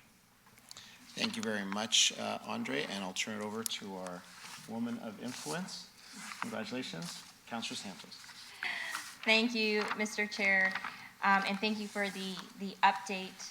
I have no questions per se, but I just wanted to have this as an opportunity to inform regional councillors for tomorrow.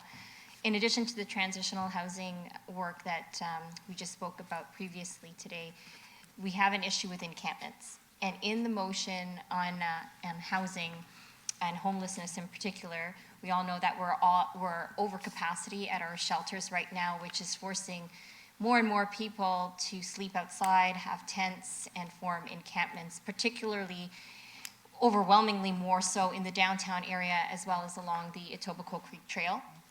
And so given the amount of complaints that we've received from local residents and neighbors in those neighborhoods, what's interesting is that a few weeks ago, Councillor Vicente and I hosted a community safety town hall, and thank you to the community safety office team for moderating such a productive town hall meeting. But despite the issues related to encampments, the neighborhood and the community wants us to take a compassionate approach. And we have seen what happened in Waterloo, we have seen what happened in Toronto when you don't take a compassionate approach to encampments. And the City of Brampton, I'm sure, members here on council want to take a compassionate approach. And there's a specific recommendation in that report that talks about setting up an encampments protocol and policy and working with lower tier municipalities in order to find step-by-step and a process of dealing with encampments collaboratively with bylaw, with the community safety team, with Peel Outreach, with Brampton Fire, with the paramedics, with public health, to allow folks in encampments the opportunity to seek shelter elsewhere, which a statistic that the Region of Peel staff shared with me was that it takes 12 to 13 times and asks of people who are sleeping outside and homeless in order to finally get them the support that they need. And so it's once they're out there and they start to get comfortable, it's going to get even more harder. At the same time, we need to take a compassionate approach. And so I'm going to be highlighting that tomorrow at the Region of Peel and giving a heads up to my council colleagues at the region as well, that that particular piece is also going to require help from the city. So that's going to be help and involvement from Brampton Fire, Community Services, city security, to come up with that protocol and that process to deal with encampments in the city of Brampton. Thanks. Thank you very much, Councillor Santos. Next, I have Councillor Tour. Thank you, through you, Mr. Chair, and thank you, Andre, for reminding. Tomorrow, I do have a notice of motion at the regional meeting tomorrow to speak about the roads, Coleraine and a future A2 road to expedite the planning and construction of that road. And that is in light of all the calls for the danger that these roads present today because of all the trucking operations and all the logistics, and that's why I'm going to be tying this later to my added item that's later today for the Logistics Innovation Zone. I hope council colleagues could please support that. It is a very important initiative. Just if I can ask a question, Andre, I don't know if I missed it in the presentation, but the recent court decision on the Highway 413, the EA between the feds and the province, what impact does it have now? Like, how does it help us move forward? So we're still looking at that, but I might defer to Commissioner of Planning. Through the chair, through to you, Councillor Toor, I believe you're referring to the recent, I guess it was opinion by the federal Supreme Court on the federal review of the or Highway 413. To my knowledge, a final decision has yet to be rendered. That's at least what I've read in the media as of late. So until such time that the final decision is rendered, I would suggest that the Highway 413 EA is still subject to federal EA review. Okay, sounds good. Premier Ford had me fooled. Thank you. Thank you very much, Councillor Toor. Thank you, Andre. So we have a motion moved by Councillor Santos to receive the GR reports. All in favor? That carries. Next, we'll move on to our Public Works and Engineering section, and our first held item is item 8.2.2, a staff report regarding parking restrictions in various locations. Mr. Fay, I believe this was held by Councillor Fortini. Councillor Fortini? Yes, thank you, Mr. Chair.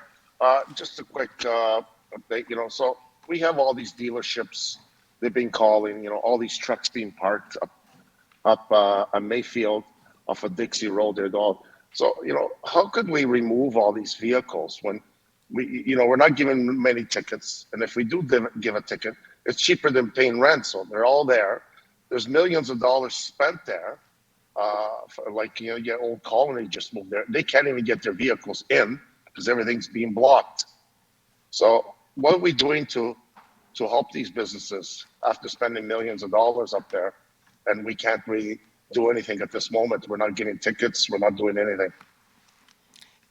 Thank you very much, Councillor Fortini. I've invited Rob Gasper to address the questions. Thank you. Through the chair to Councillor Fortini, we are putting in parking restrictions in that area so that we can ticket and tow cars so that it will alleviate the parking issues along that roadway. Okay, then that's good. Maybe we should even put some big signs at the entrance, vehicles would be tag and tow. I was up there the other day and the whole road is all full. Now I get people pulling over where the Tim Horton is. But if you got trailers that are overnight, it becomes a free parking. And trucks and dump trucks are out parked there. They're having a problem with that. The other thing is, now that we don't have 311 after midnight, we're having the same problems on side streets. People parked on sidewalks. I got pictures there. So, I don't know how we're going to deal with this parking issues, not just there, all across our city when we don't have it. Now we got Diwali coming up. I think everyone's going to be calling 911 because, on the fireworks, if we have any out there. So, I think we should look at the parking across the city, and maybe on side streets, if we have to allow parking and get paid, let them pay like Toronto and other municipalities do, because driveways are small, everyone has 2 or 3 cars, they don't fit, and maybe it's a revenue for our city, and we're all accommodating also for the parking on one side of the street where the lights are not on, where the lights are, you have no parking, on the opposite side, and we just let them pay for parking on the road, there's a permit. Maybe we can look at that system. But I'm getting a lot of complaints and pictures, cars parked everywhere overnight now. And now snow season's coming up. I know we're going to be talking about that too. That's going to be another issue. Thank you, Mr. Chair. Thank you very much, Councillor Fortini. I believe the Commissioner of Community Services has some comments. Yeah, through the chair, just for awareness, do any parking complaints that do come in after midnight through the app or online or email do get forwarded over right away to bylaw services. And on certain busier times of the year, we do upstaff 311, including events like Diwali for full staffing overnight. Thank you. Thank you very much. So I'll ask you, I have Councillor Toor on the board. Thank you, Mr. Chair, and thank you, Councillor Fortini, for taking some workload off my plate and looking at Wards 9 for some changes to our parking. I haven't had the chance to discuss this with staff at all. I don't know if Deputy Mayor Singh has spoken about this to anybody at staff, and I don't know if Ward 2 councillors have got a chance to speak about this or look into this, so I would defer this matter.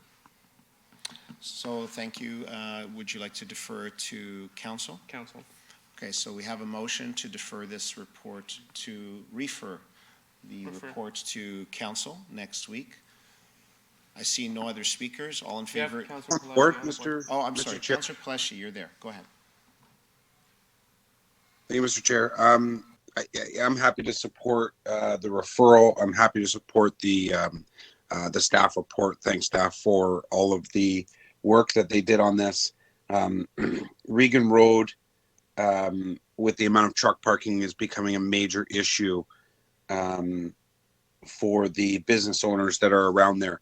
So the only thing that I would like to have staff maybe do some work on or think about when it comes back to council next week is Councillor Brar and myself have our Regan Road Gurdwara there that has some wonderful events throughout the year where there's a lot of parking that happens on Regan Road and surrounding area. So what I think we're looking for is an opportunity for the attendees at Regan Road Gurdwara to be able to park there on those special occasions. So if we could maybe provide the special parking for X number of dates throughout the year in that area, but strictly prohibit the trailer parking that's happening now. It's mainly the trailer parking that it's all the trailer parking that the business owners are complaining about. So could staff include that in the report back to council next week? Through the chair to Councilor Pleshy, yes, we will make that an addition to the report. Thank you. Thank you, Mr. Chair. Thank you very much. So it's now become a referral of the report back to staff, moved by Councillor Tour. All in favor? That carries. Committee, our next item is item 8.2.3, staff report on increased penalty for vehicles interfering with snow removal on city roads. Rob, I'll ask you to stay there. This was held by myself and Councillor Fortini. Councillor Fortini?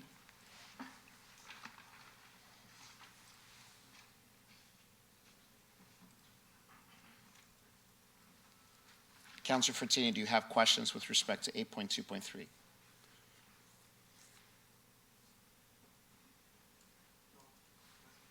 Okay. All right, so I'll just want to thank staff. Sorry, Mr. Chair. Oh, there you are, Sorry, Councillor Fortini. I couldn't get on. Yeah, so I know that when the snow's coming, so, you know, there's areas on the parking in certain streets in my Ward 8 where cars are parked mostly on both sides. Garbage trucks can't even get by to pick up the garbage. We sent it so many times to staff and it looks like nothing's getting done. How are we going to remove this when it comes to snow now? When the garbage truck can't get by, a plow can't get by. And we always say after a couple of tickets we towed. So I want to know, how many vehicles have we towed last winter?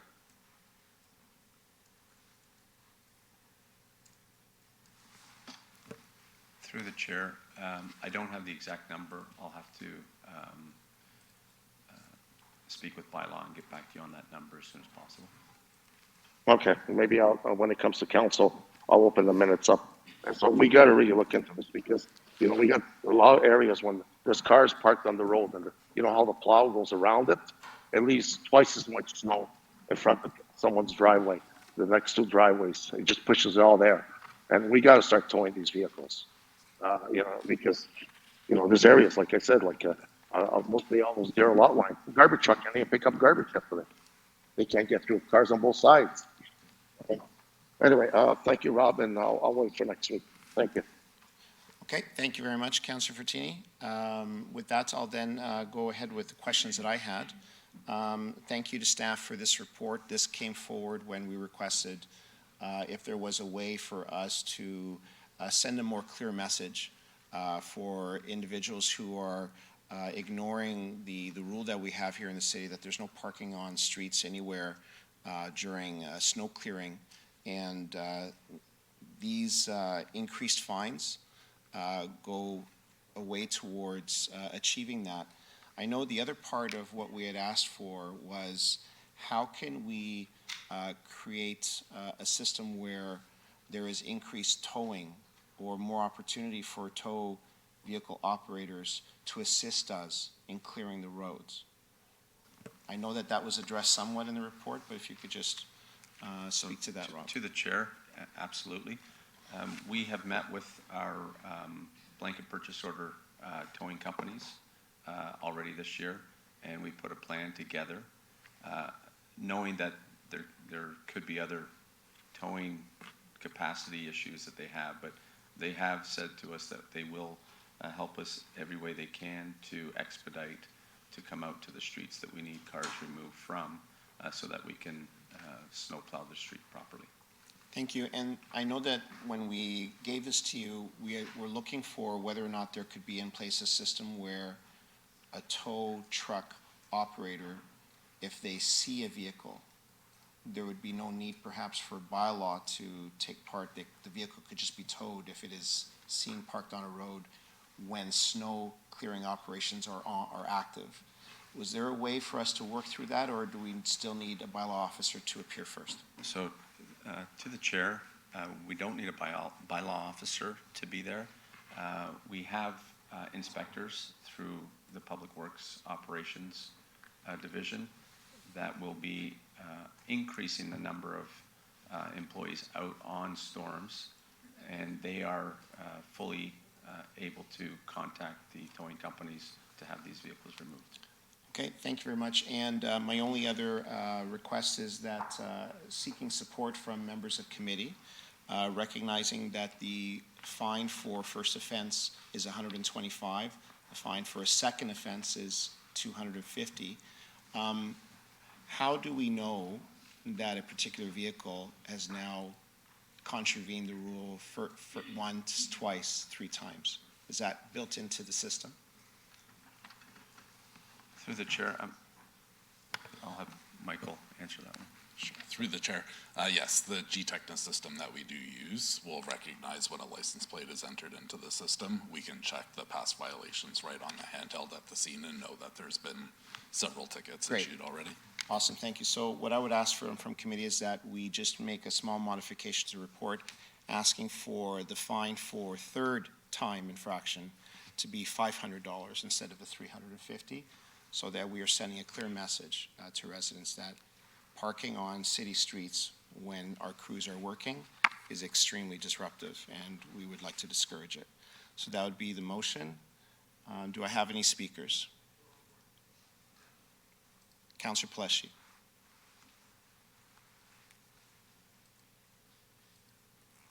Sorry, Mr. Chair, I left my hand up. Okay, thank you. See no further speakers. Councillor Fortini. Yeah, thank you, and that's a great thing, you know, the $500. At least it teaches people a lesson. Just to Rob, I know you're saying that we don't need a bylaw, but we have inspectors. Does the inspector have to wait for the tow truck and sign the form before he tows, or they're just allowed to pick up and tow on a call? So through the chair to Councillor Fortini, we don't have to wait for bylaw to be there. There is a process that we have to follow, but we do not have to wait for bylaw to show up. Our individual employees can do it and have the tow truck remove the vehicle. Yeah, and I get that point. So you said there's inspectors out there going out there and they will call tow trucks. But does the inspector or a regular employee will have to wait for the tow truck to fill a release form and sign it to give permission to tow? Because, you know, a lot of these private properties I manage, you can't just go there and tow. I have to wait there and sign a form to give them permission. So through the chair. So do we have enough staff? So through the chair, the staff member will be there to meet the tow truck driver. We have, through the last few years, we know the names of the streets and the worst offenders. So we'll proactively be on those streets in advance to make sure that we are ahead of the game in making sure that we remove these cars from the street so that plowing can take place. Okay, thank you. Thank you very much. So moving that the third, yes, Mr. CM. So just, we also have met with corporate communications to do some media blasts throughout. We're also looking at other municipalities who put little cards on windows a couple weeks in advance of winter coming so that they know that cars are not to be parked on streets during events. So those are some of the things that we're doing in advance as well. Thank you. And would staff also be able to provide members of council with tiles that could be shared on social media? Is that something that's also in the works? Yes, we can do that. Thank you. Very good. Okay, moving that the fine be increased to 500 for a third-time offense. All in favor, any opposed? That carries. And so with that, I believe we have completed all the items in our Public Works agenda. So I'll now ask if there are any questions. Seeing no questions, public question period. Mr. Fay, do we have any questions from members of the public? Through you, Mr. Chair, we do not. We do not have any questions, so we'll now move on to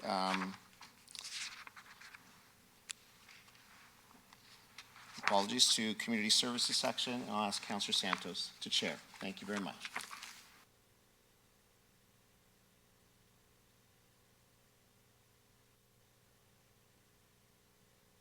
Thank you, Councillor Vicente. The next section is Community Services. I believe all items have been put into consent, and we dealt with 9.3.3 already, which is the motion for myself and Councillor Brar regarding transitional housing, which brings us to Councillor question period. Do any members have any questions related to community services?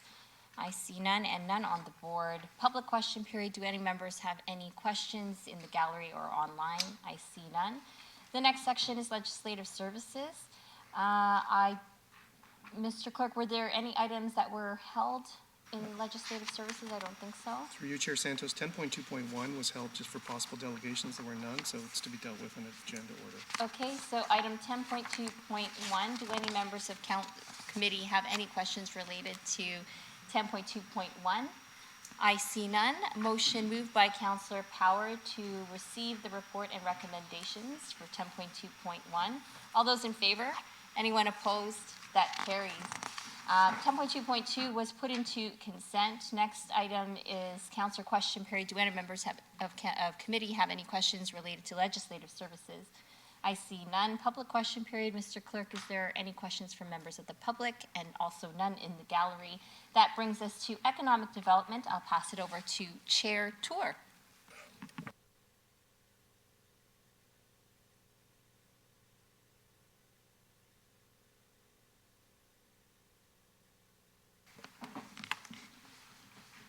Thank you, everyone. Before I begin the economic development section, or as I begin the section, I just want to say millions of Canadians will be watching the Raptors play their first home game today for the season, so go Raptors, go.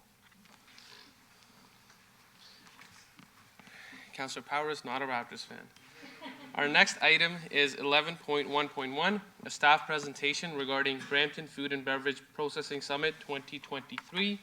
Our presenter today is Allison Theodore, Coordinator with the Economic Development Office of the CAO.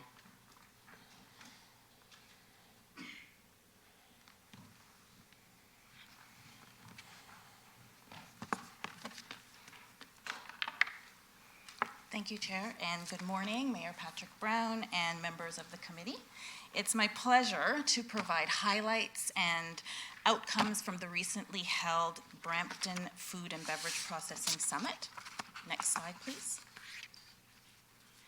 Hosted on Friday, September the 15th, the Brampton Food and Beverage Processing Summit brought together municipal, provincial, and federal elected officials, as well as key Brampton-based food and beverage processing industry stakeholders, including Grey Matlock Bakery, Cardinal Meats, Maple Lodge Foods, Etal Pasta, Safina Foods, and Coke Canada Bottling. We also received great support from the Honourable Lisa Thompson, Ontario's Minister of Agriculture, Food and Rural Affairs, Food and Beverage Ontario, and municipalities across the province, including the mayors from the City of Brantford and the City of Pickering. The summit's aim was to foster discussion on the challenges and the opportunities that exist within the sector, while also creating potential for continued collaboration. Next slide, please. Led by Mayor Brown, with support, of course, from our Economic Development Chair and Vice Chair, Councillors Torres and Santos, the summit was prompted by the Mayor's recent visit to the Cardinal Meats facility in Brampton, where the primary focus revolved around labor-related considerations. Some of the key challenges addressed at the summit included immigration, perceptions of the sector and the nature of work, and the changing labor market. The summit also raised awareness of these issues not only in Brampton, but across municipalities in Ontario. Next slide, please. The City of Brampton's food processing sector continues to be a leader internationally.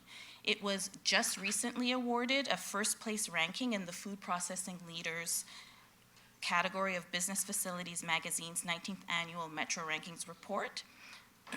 Despite competition from international megacities like Los Angeles, Chicago, New York City, and Dallas, this is actually the third year in a row that Brampton has secured its position as the leader in this category, so something to be very proud of. Brampton's food and beverage processing sector is a critical part of our local economy.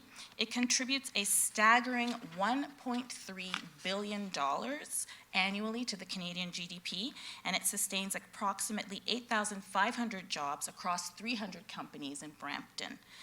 And this is across a range of manufacturing, processing, and support industries.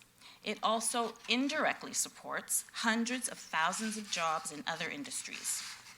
However, despite recruitment efforts by the industry, there are simply not enough people working in the sector to maintain, let alone grow production. Leaders at the summit discussed the need for skilled trades professionals, including critical roles such as automation technicians, millwrights, electricians, and quality control technicians. Employers also spoke about the opportunity for people to apprentice at their companies to find meaningful and rewarding careers in the skilled trades. To address labor challenges, one of our priorities in economic development is supporting workforce development in Brampton. As part of that support, directly following the summit, an advocacy letter from Mayor Brown was sent to Federal Minister of Immigration, Refugees and Citizenship, the Honourable Mark Miller, and Ontario's Minister of Labour, Immigration, Training and Skills Development, the Honourable David Piccini. That letter that was sent highlighted the immigration and labour issues that were raised at the summit. Additionally, just yesterday, our economic development team hosted the Workforce Solutions Summit in collaboration with the Brampton Board of Trade. A blend of keynotes, case studies, and panels. The Workforce Solutions Summit was held to help employers tackle their challenges related to workforce development and retention, with a focus on niche roles and emerging careers such as those in the food and beverage processing sector. In closing, with the successful hosting of Brampton's first ever Food and Beverage Processing Summit, economic development looks forward to an opportunity for continued collaboration in support of Brampton's food and beverage processing sector. This will further strengthen the sector through advancements and investments with a specific focus on labor and immigration. Thank you, and this concludes today's presentation. Thank you very much, Allison. I was going to hope the mayor to speak to this matter, but he stepped out for a moment because he took the leadership on having the summit done. And just acknowledging Minister Thompson did speak about the summit at Queen's Park after it, and she spoke very highly of the summit. So congratulations to all the staff and the entire team at Economic Development that did all the wonderful work on this. Thank you so much. I have a motion moved by Councillor Santos to receive the staff presentation. All in favor? Any opposed? Seeing none, the motion carries. Thank you. Thank you. We will move on to our next item, 11.3.1, the discussion item at my request for a logistics innovation zone in Brampton. So this, I'd like to just discuss this in context of my recent trip to Detroit for the Urban Transformation Summit. I was accompanied by Devin from the Economic Development Office, and we got, one great takeaway we had from that trip was Detroit is on its comeback now, and it's a motor city. It's known for its auto sector and the strength in its auto sector. So part of their comeback is what they've decided to do is establish a mobility innovation zone in their city, which also includes it's a city block with streets that are there for vehicle testing, for autonomous vehicles, but also a smart parking lab, where they're testing autonomous parking technology, various different kinds of electric vehicle charging technologies. So it's a good test bed for innovation when it comes to that. And when we were talking about it there's a lot of similarities that we see that we could replicate the same here in the city of Brampton. City of Brampton and the Region of Peel is the logistics hub of Canada. We are the second largest logistics hub after California. And with that comes its challenges. I know enforcement knows a lot about this, and planning knows a lot about this, regarding land use planning as well. However, the logistics sector is the largest economic contributor to our city. We've got to witness that firsthand, especially during pandemic. Truck drivers being frontline workers that delivered important supplies and goods across the country. However, the sector lacks a lot. It has a lot of potential for innovation, but it lacks that support. I see that as an opportunity for the city of Brampton to be a leader in that, and to explore an option that if we can establish a logistics innovation zone right here in the city of Brampton and encourage, as part of our innovation district, and encourage startups and tech companies to look into logistics tech and work with our local logistics companies that we have to find some innovative solutions to our current challenges, including our challenges around the way land use is happening. So just with that, had that discussion with the Economic Development Office. The team is very excited to work on this. They need direction from council to do so.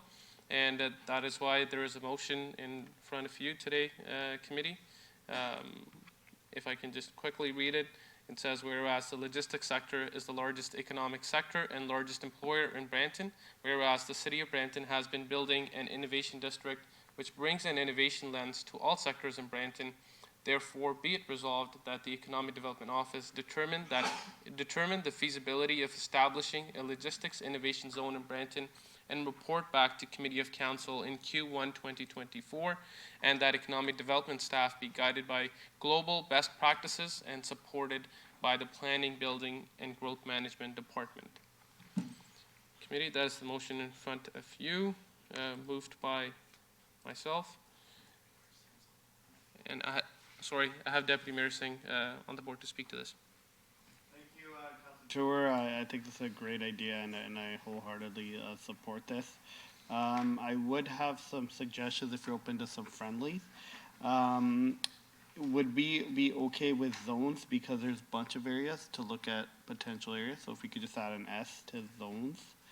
And then I would just ask that we also work with our local academic partners. So if we could add maybe the economic staff be guided by global best practices, local academic institutions, and supported by the planning, if you don't mind. So I'm thinking about Sheridan College in particular in this. And lastly, because our Minister of MTO is from Brampton, maybe we send this motion also to MTO. So if they want to be a part of this or give their feedback, that would be helpful. Are you okay with those friendly amendments? 100%. Thank you. There's a reason you're Deputy Mayor. And that is the motion in front of you. And also just to remind that this motion also, something like a logistics innovation zone, and like I said, the innovation around this solves the problem that Councilor Fortini was talking about in my area, where you have trucks parking on the sides of roads. So things like that are easily fixable if we look at it from an innovation lens. That's the approach we take here at Economic Development. So the motion is in front of you, committee. And it's a Ministry of Transportation, MTO. Sorry, for interrupting.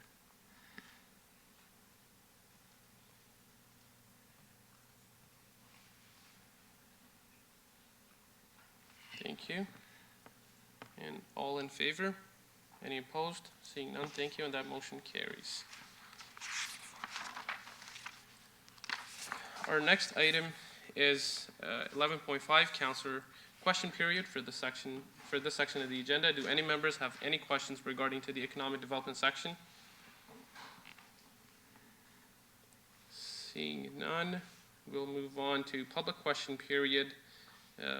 Mr. Clerk, seeing that there are no questions from the public, I will now pass the chair over to Deputy Mayor Singh to chair the corporate services section of the committee agenda. And before I leave the chair, to Vice Chair, Councillor Broad, but before I leave the chair, Councillor Power did remind me that he will not be watching the Raptors game because he is busy with the Ontario Provincial Championships for boxing that are happening from Thursday all the way to Saturday, all the way to Sunday at Save Max Sports Centre. So Brampton residents are invited and hope to see you guys there.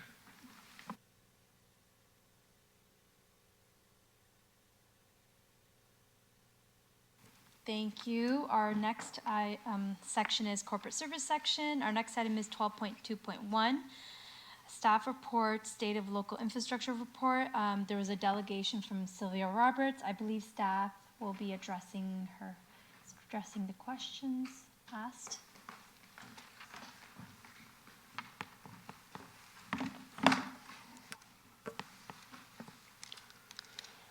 Thank you, Madam Chair, and yes, I will be. My name is Vincent Roeder. I'm the Director of Organizational Planning and EDI, and you have before you the 2022 State of Local Infrastructure Report. This is about the fifth or sixth, I think it's the sixth report that we've produced, and we produce them on an annual basis to bring them to council. The report that is attached is about 88 pages, quite a lengthy report that explains the nature of all the assets that the city has, what state they're in, and what the replacement costs are. So I will touch on some highlights in that, and I'll certainly talk to that Bidden's question. So corporate asset management, that's all about good stewardship and making sure your assets are in a state of good repair. This is nothing new. Governments have been doing this, companies have been doing this for a long time. In 2018, the province introduced regulation 588.12, which regulated asset management for municipal infrastructure and to govern how municipalities will do that. And since that time, the City of Brampton has been working on this and complying with all the reporting requirements, including last year in 2022, we submitted what's called an AMP, a detailed asset management plan for stormwater and transportation. And that was all per the guidelines and regulations, so we're good on that. In the middle of next year, we will submit detailed AMPs on the rest of the assets for the city. And to touch on the point about every year we usually talk about a gap in over a 10-year period between what we have funding for and what we think we're going to need.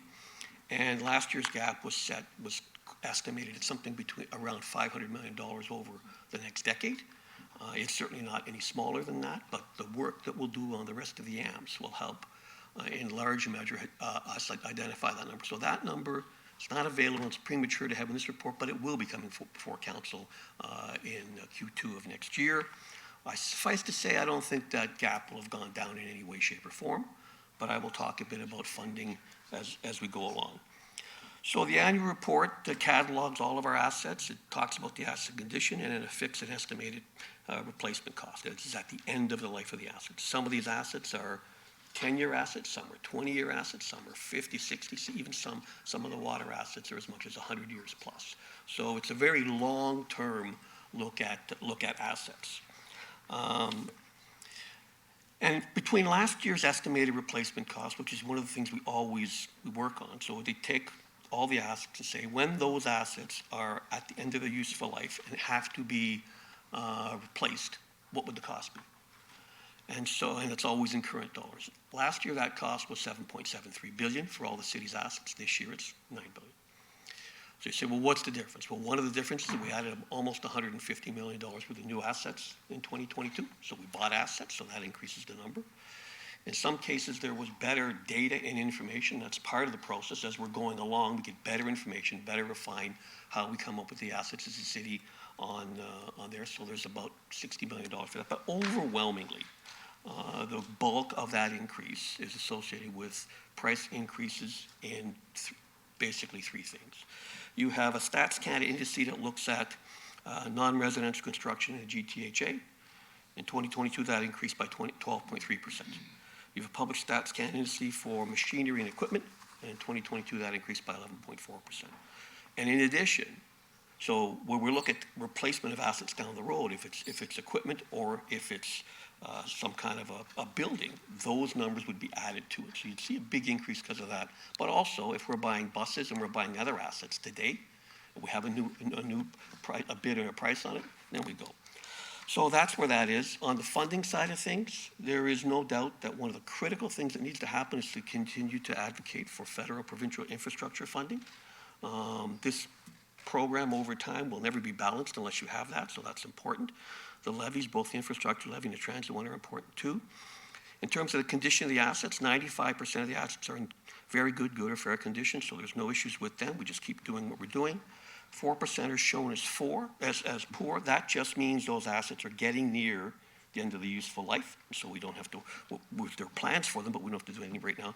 There is about 1% of assets that would show as very poor. And if you look at table 21 of the report, it talks about those assets. But I'm going to say four things about them. Many of those are simply the result of the age of the asset. So if we have an asset like we have a truck that we thought was going to last 10 years, but it hasn't had a lot of work on it and can last longer, we'll just keep using it. So that would show in very poor condition, but there's nothing wrong with it. Second thing is all of the asset replacements that are there are part of ongoing budgets. And there's no asset that we're aware of anywhere that is an unsafe operation in the city. So that's a very important thing to do. And in addition, even the ones that are shown as very poor, they're not precluding or inhibiting service delivery. So with that, that concludes my sort of brief summary of what's in the report. If there are any questions, I'd be happy to take them. Thank you so much. Any council members have any questions? Thank you. I have a motion moved by Deputy Mayor Singh to approve the staff report. All in favor? Thank you. Motion carries. Our next item is 12.2.3, staff report regarding Brampton's 50th birthday celebration. And I believe we have a presentation. No presentation? Okay. So it's just a staff report held by Deputy Mayor Singh. For a brief presentation, just because this is important for the city of Brampton. If I may.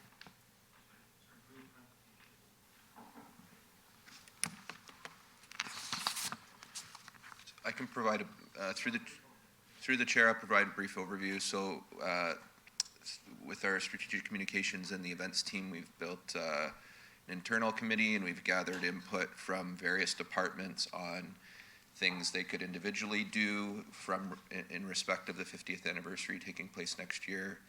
And you'll have before you some of the designs that the graphic design team did. So give a shout out to Kenny for his work on that. And we'll be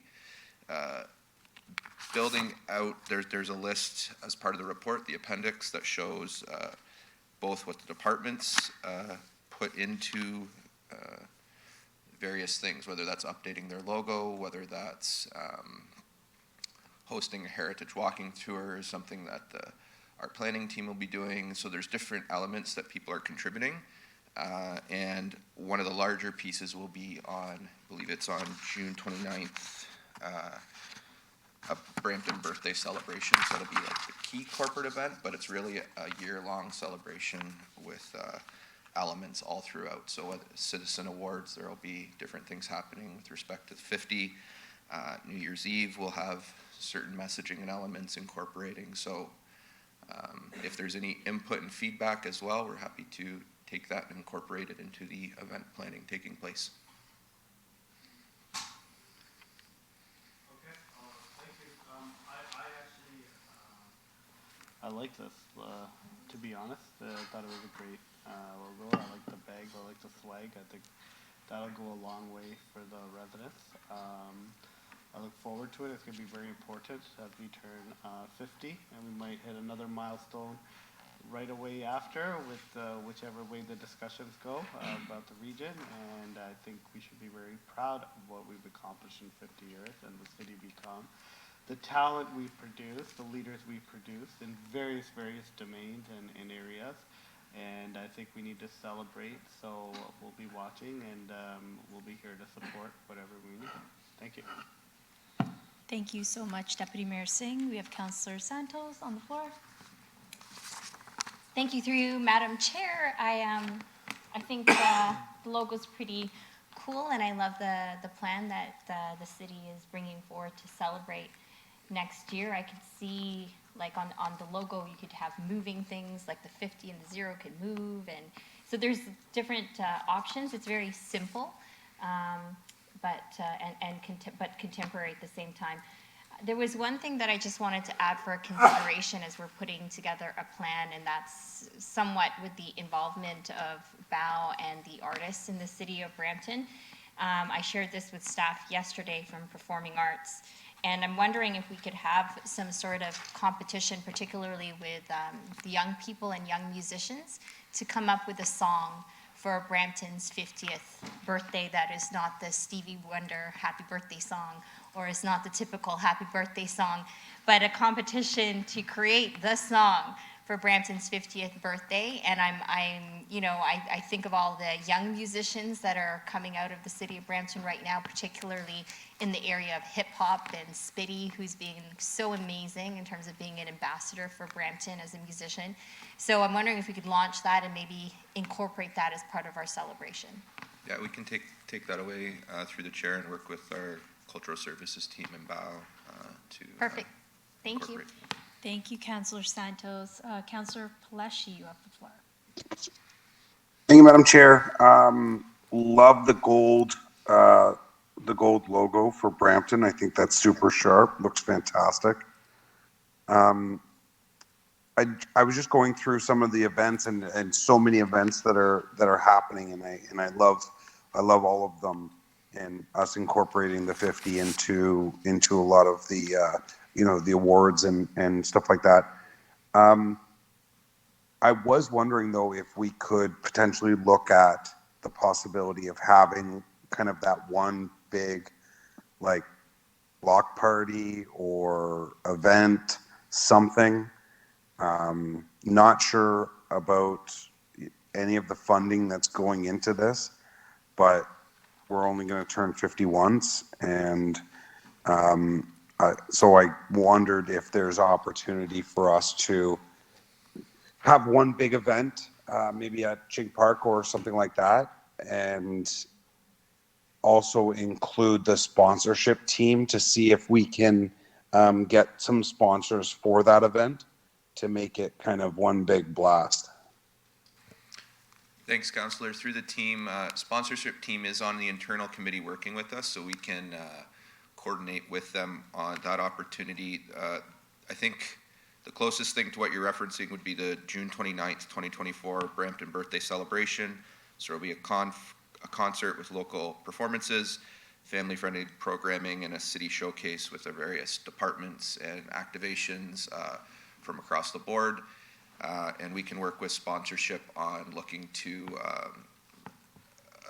with respect to a signature artist, if that's preferred. And also, one thing that, to the benefit of the expense, doing it on June 29th, we'll be able to lower the Canada Day expenses a little bit in respect of technical and logistics. So we'll carry a little bit over because it's so close, and that way we can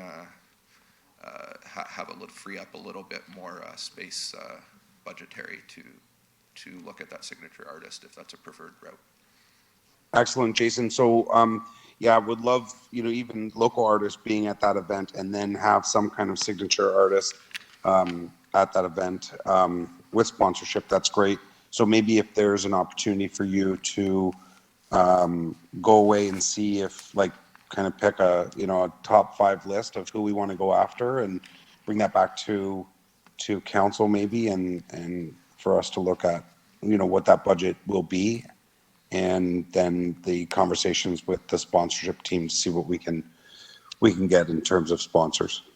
Thank you, Madam Chair. Thank you, Councillor Paleshi. Deputy Mayor Singh, you have the floor.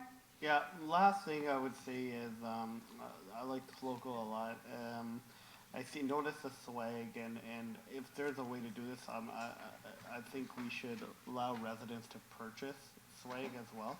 Not just the bottles, but going to hoodies and t-shirts and all that, because I would wear this for sure. Yeah, how that looks like, maybe it's an RFP or whatever it is, I'll leave the operational side of that to you, but I think our residents should have the opportunity to purchase this, and I think we should be doing, you know, hoodies for sure, t-shirts, maybe golf shirts, and socks, right? Like, you know, we could do some free, obviously, like bags and stuff, but if we start doing hoodies for free for everybody and everything, I think people will genuinely purchase it.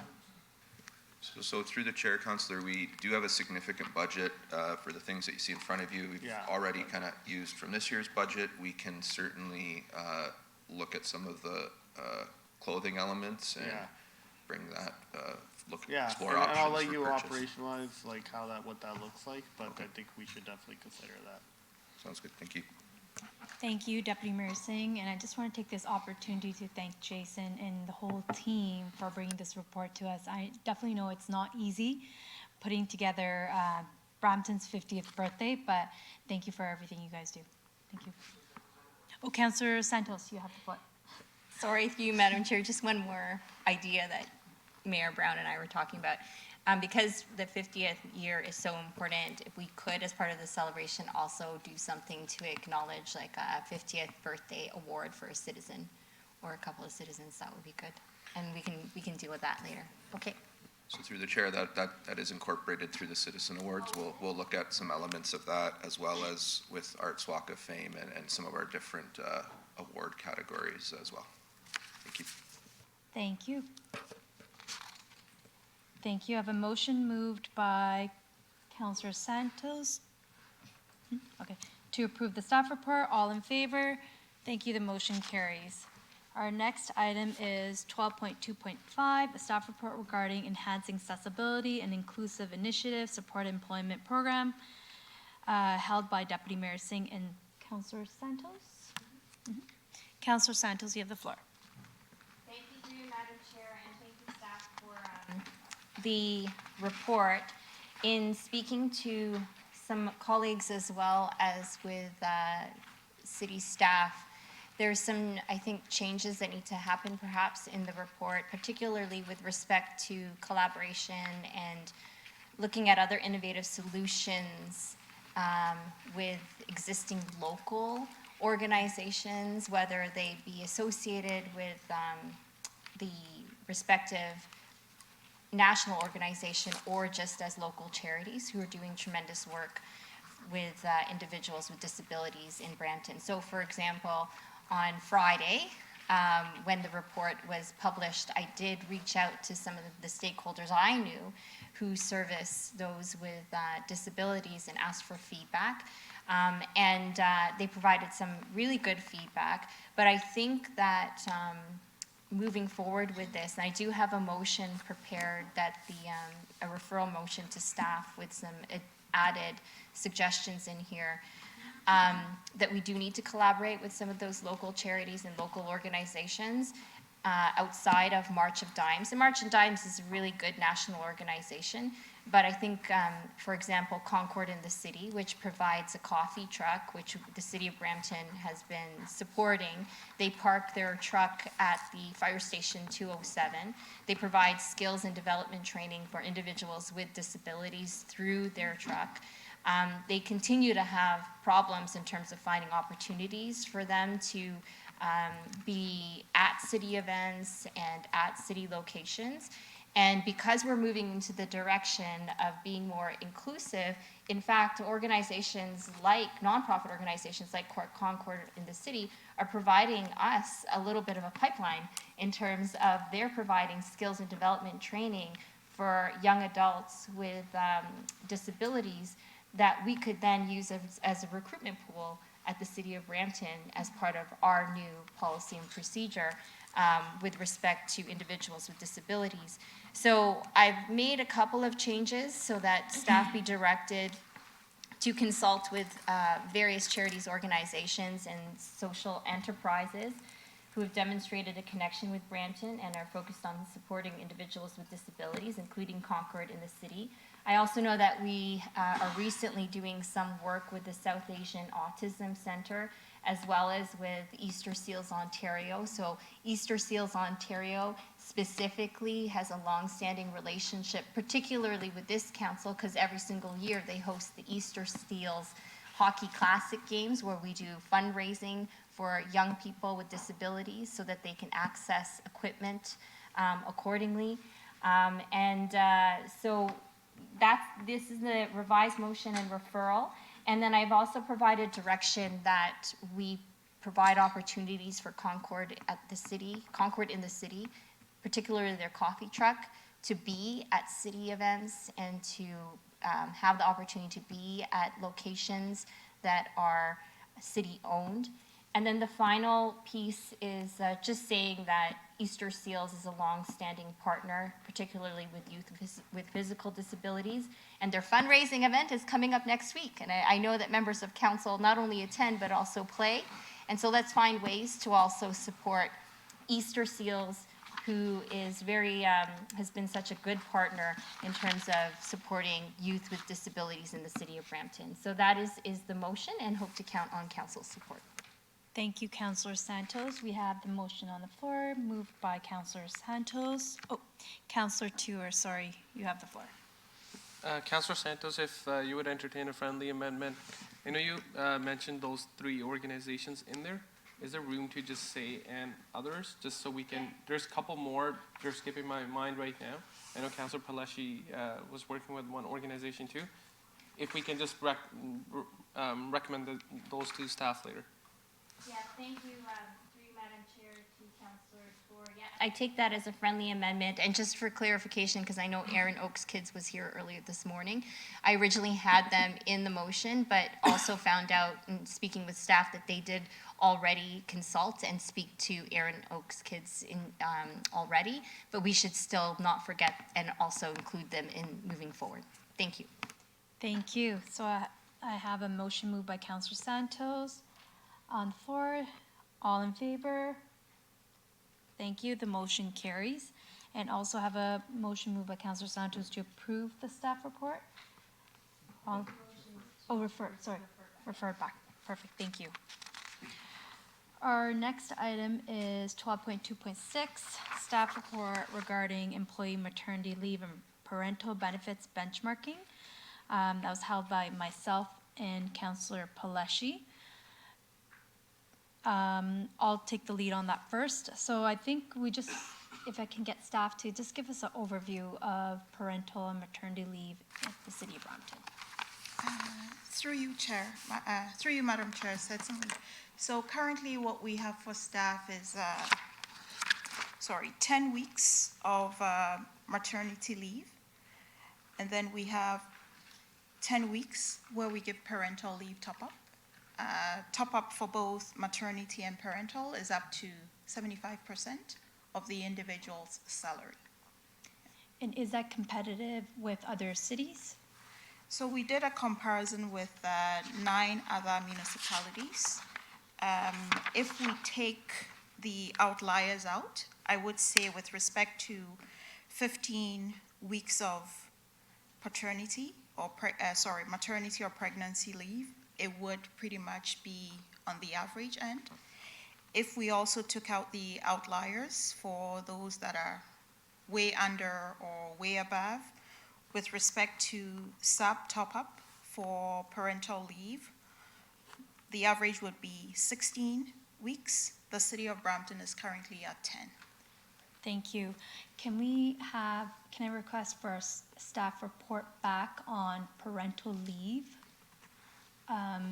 Improving parental leave at the City of Brampton and being competitive with other cities, if that's okay with other members? Yeah, okay. Thank you.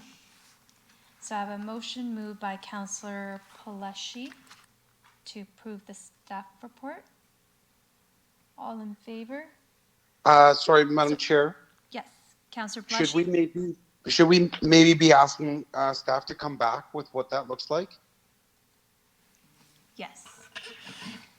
I think By way of this report. I know this is an information report, really, but.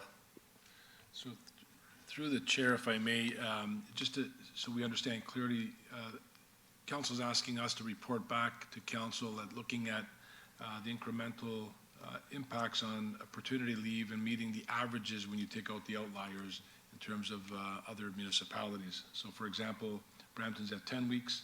When we take the outliers, if it's the average around municipalities are 15 weeks or 14 weeks, whatever that might be, my understanding is council wants us to report back on those impacts, correct? Councillor Paleshi? Yes, that's correct. Perfect, Thank perfect. you. Thank you. I have a motion moved by Councillor Paleshi to approve the staff report. All in favor? All opposed? Thank you. The motion carries. With the amendment.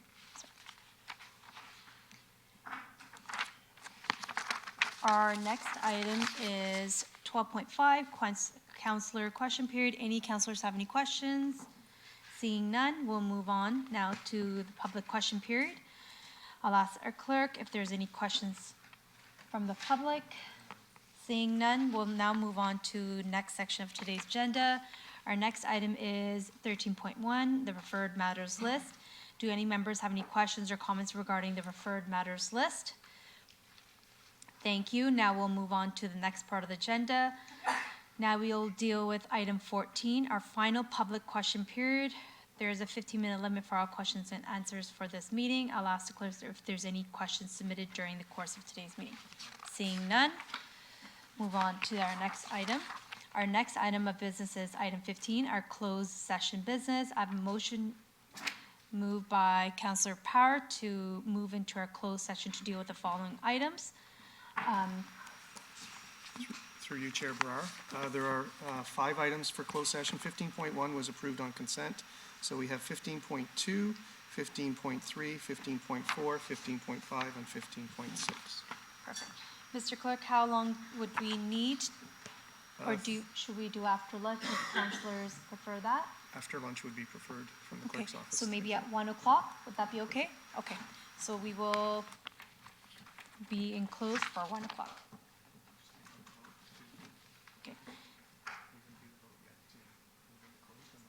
Okay.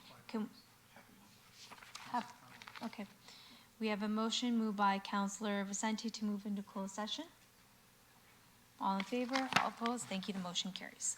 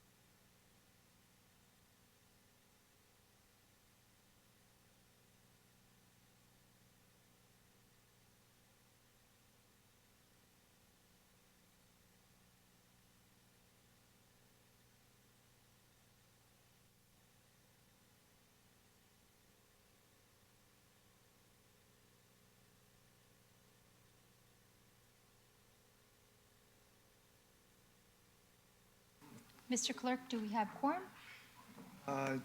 Through you, Chair Brar, we just need one moment, and I'll check for quorum.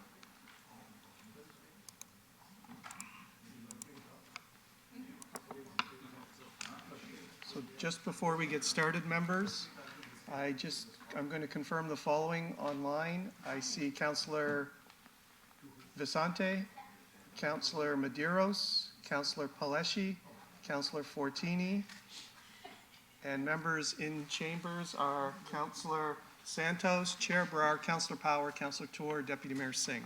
We do have a quorum.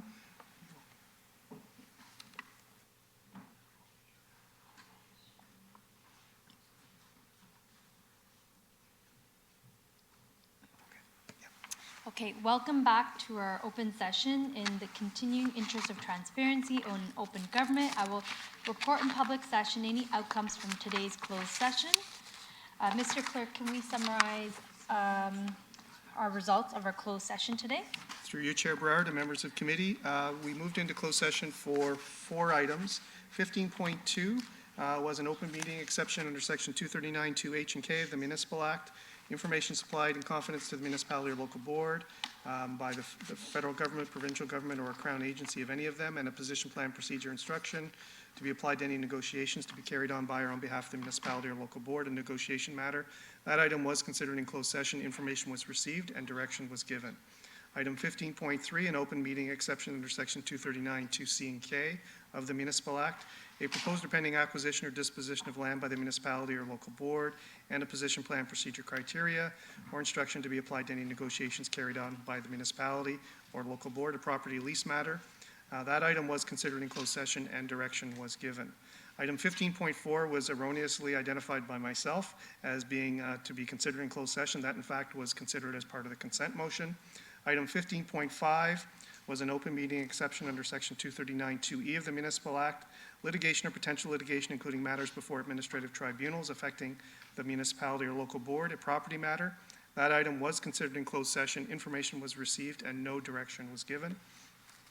And finally, 15.6, an open meeting exception under section 239 2K of the Municipal Act. A position plan, procedure, criteria, or instruction to be applied to any negotiations carried on or to be carried on by or on behalf of the municipality or local board, a negotiation matter. That item was considered in closed session. Information was received and no direction was given.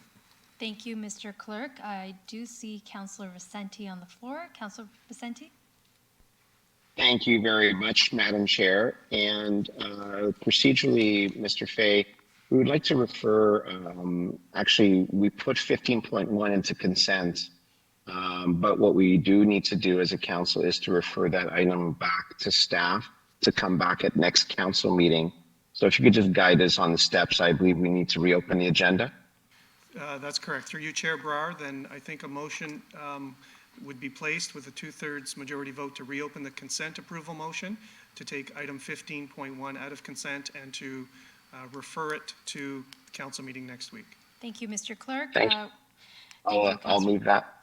Perfect. Thank you, Councillor Vicente. We have a motion moved by Councillor Vicente to open the agenda. All in favor?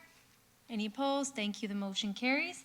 So we will be referring 15.1, is that correct, Mr. Clerk? Back to staff? Sorry, referring it back to council next week. Motion moved by Councillor Vicente. All in favor? Thank you. The motion carries. Our last item of business is item 16. Adjournment committee is scheduled to meet Wednesday, November 15, 2023, 9:30 a.m. I have a motion moved by Councillor Power to adjourn today's meeting. All in favor? Thank you. The motion carries. The meeting is adjourned. Thank you, everyone.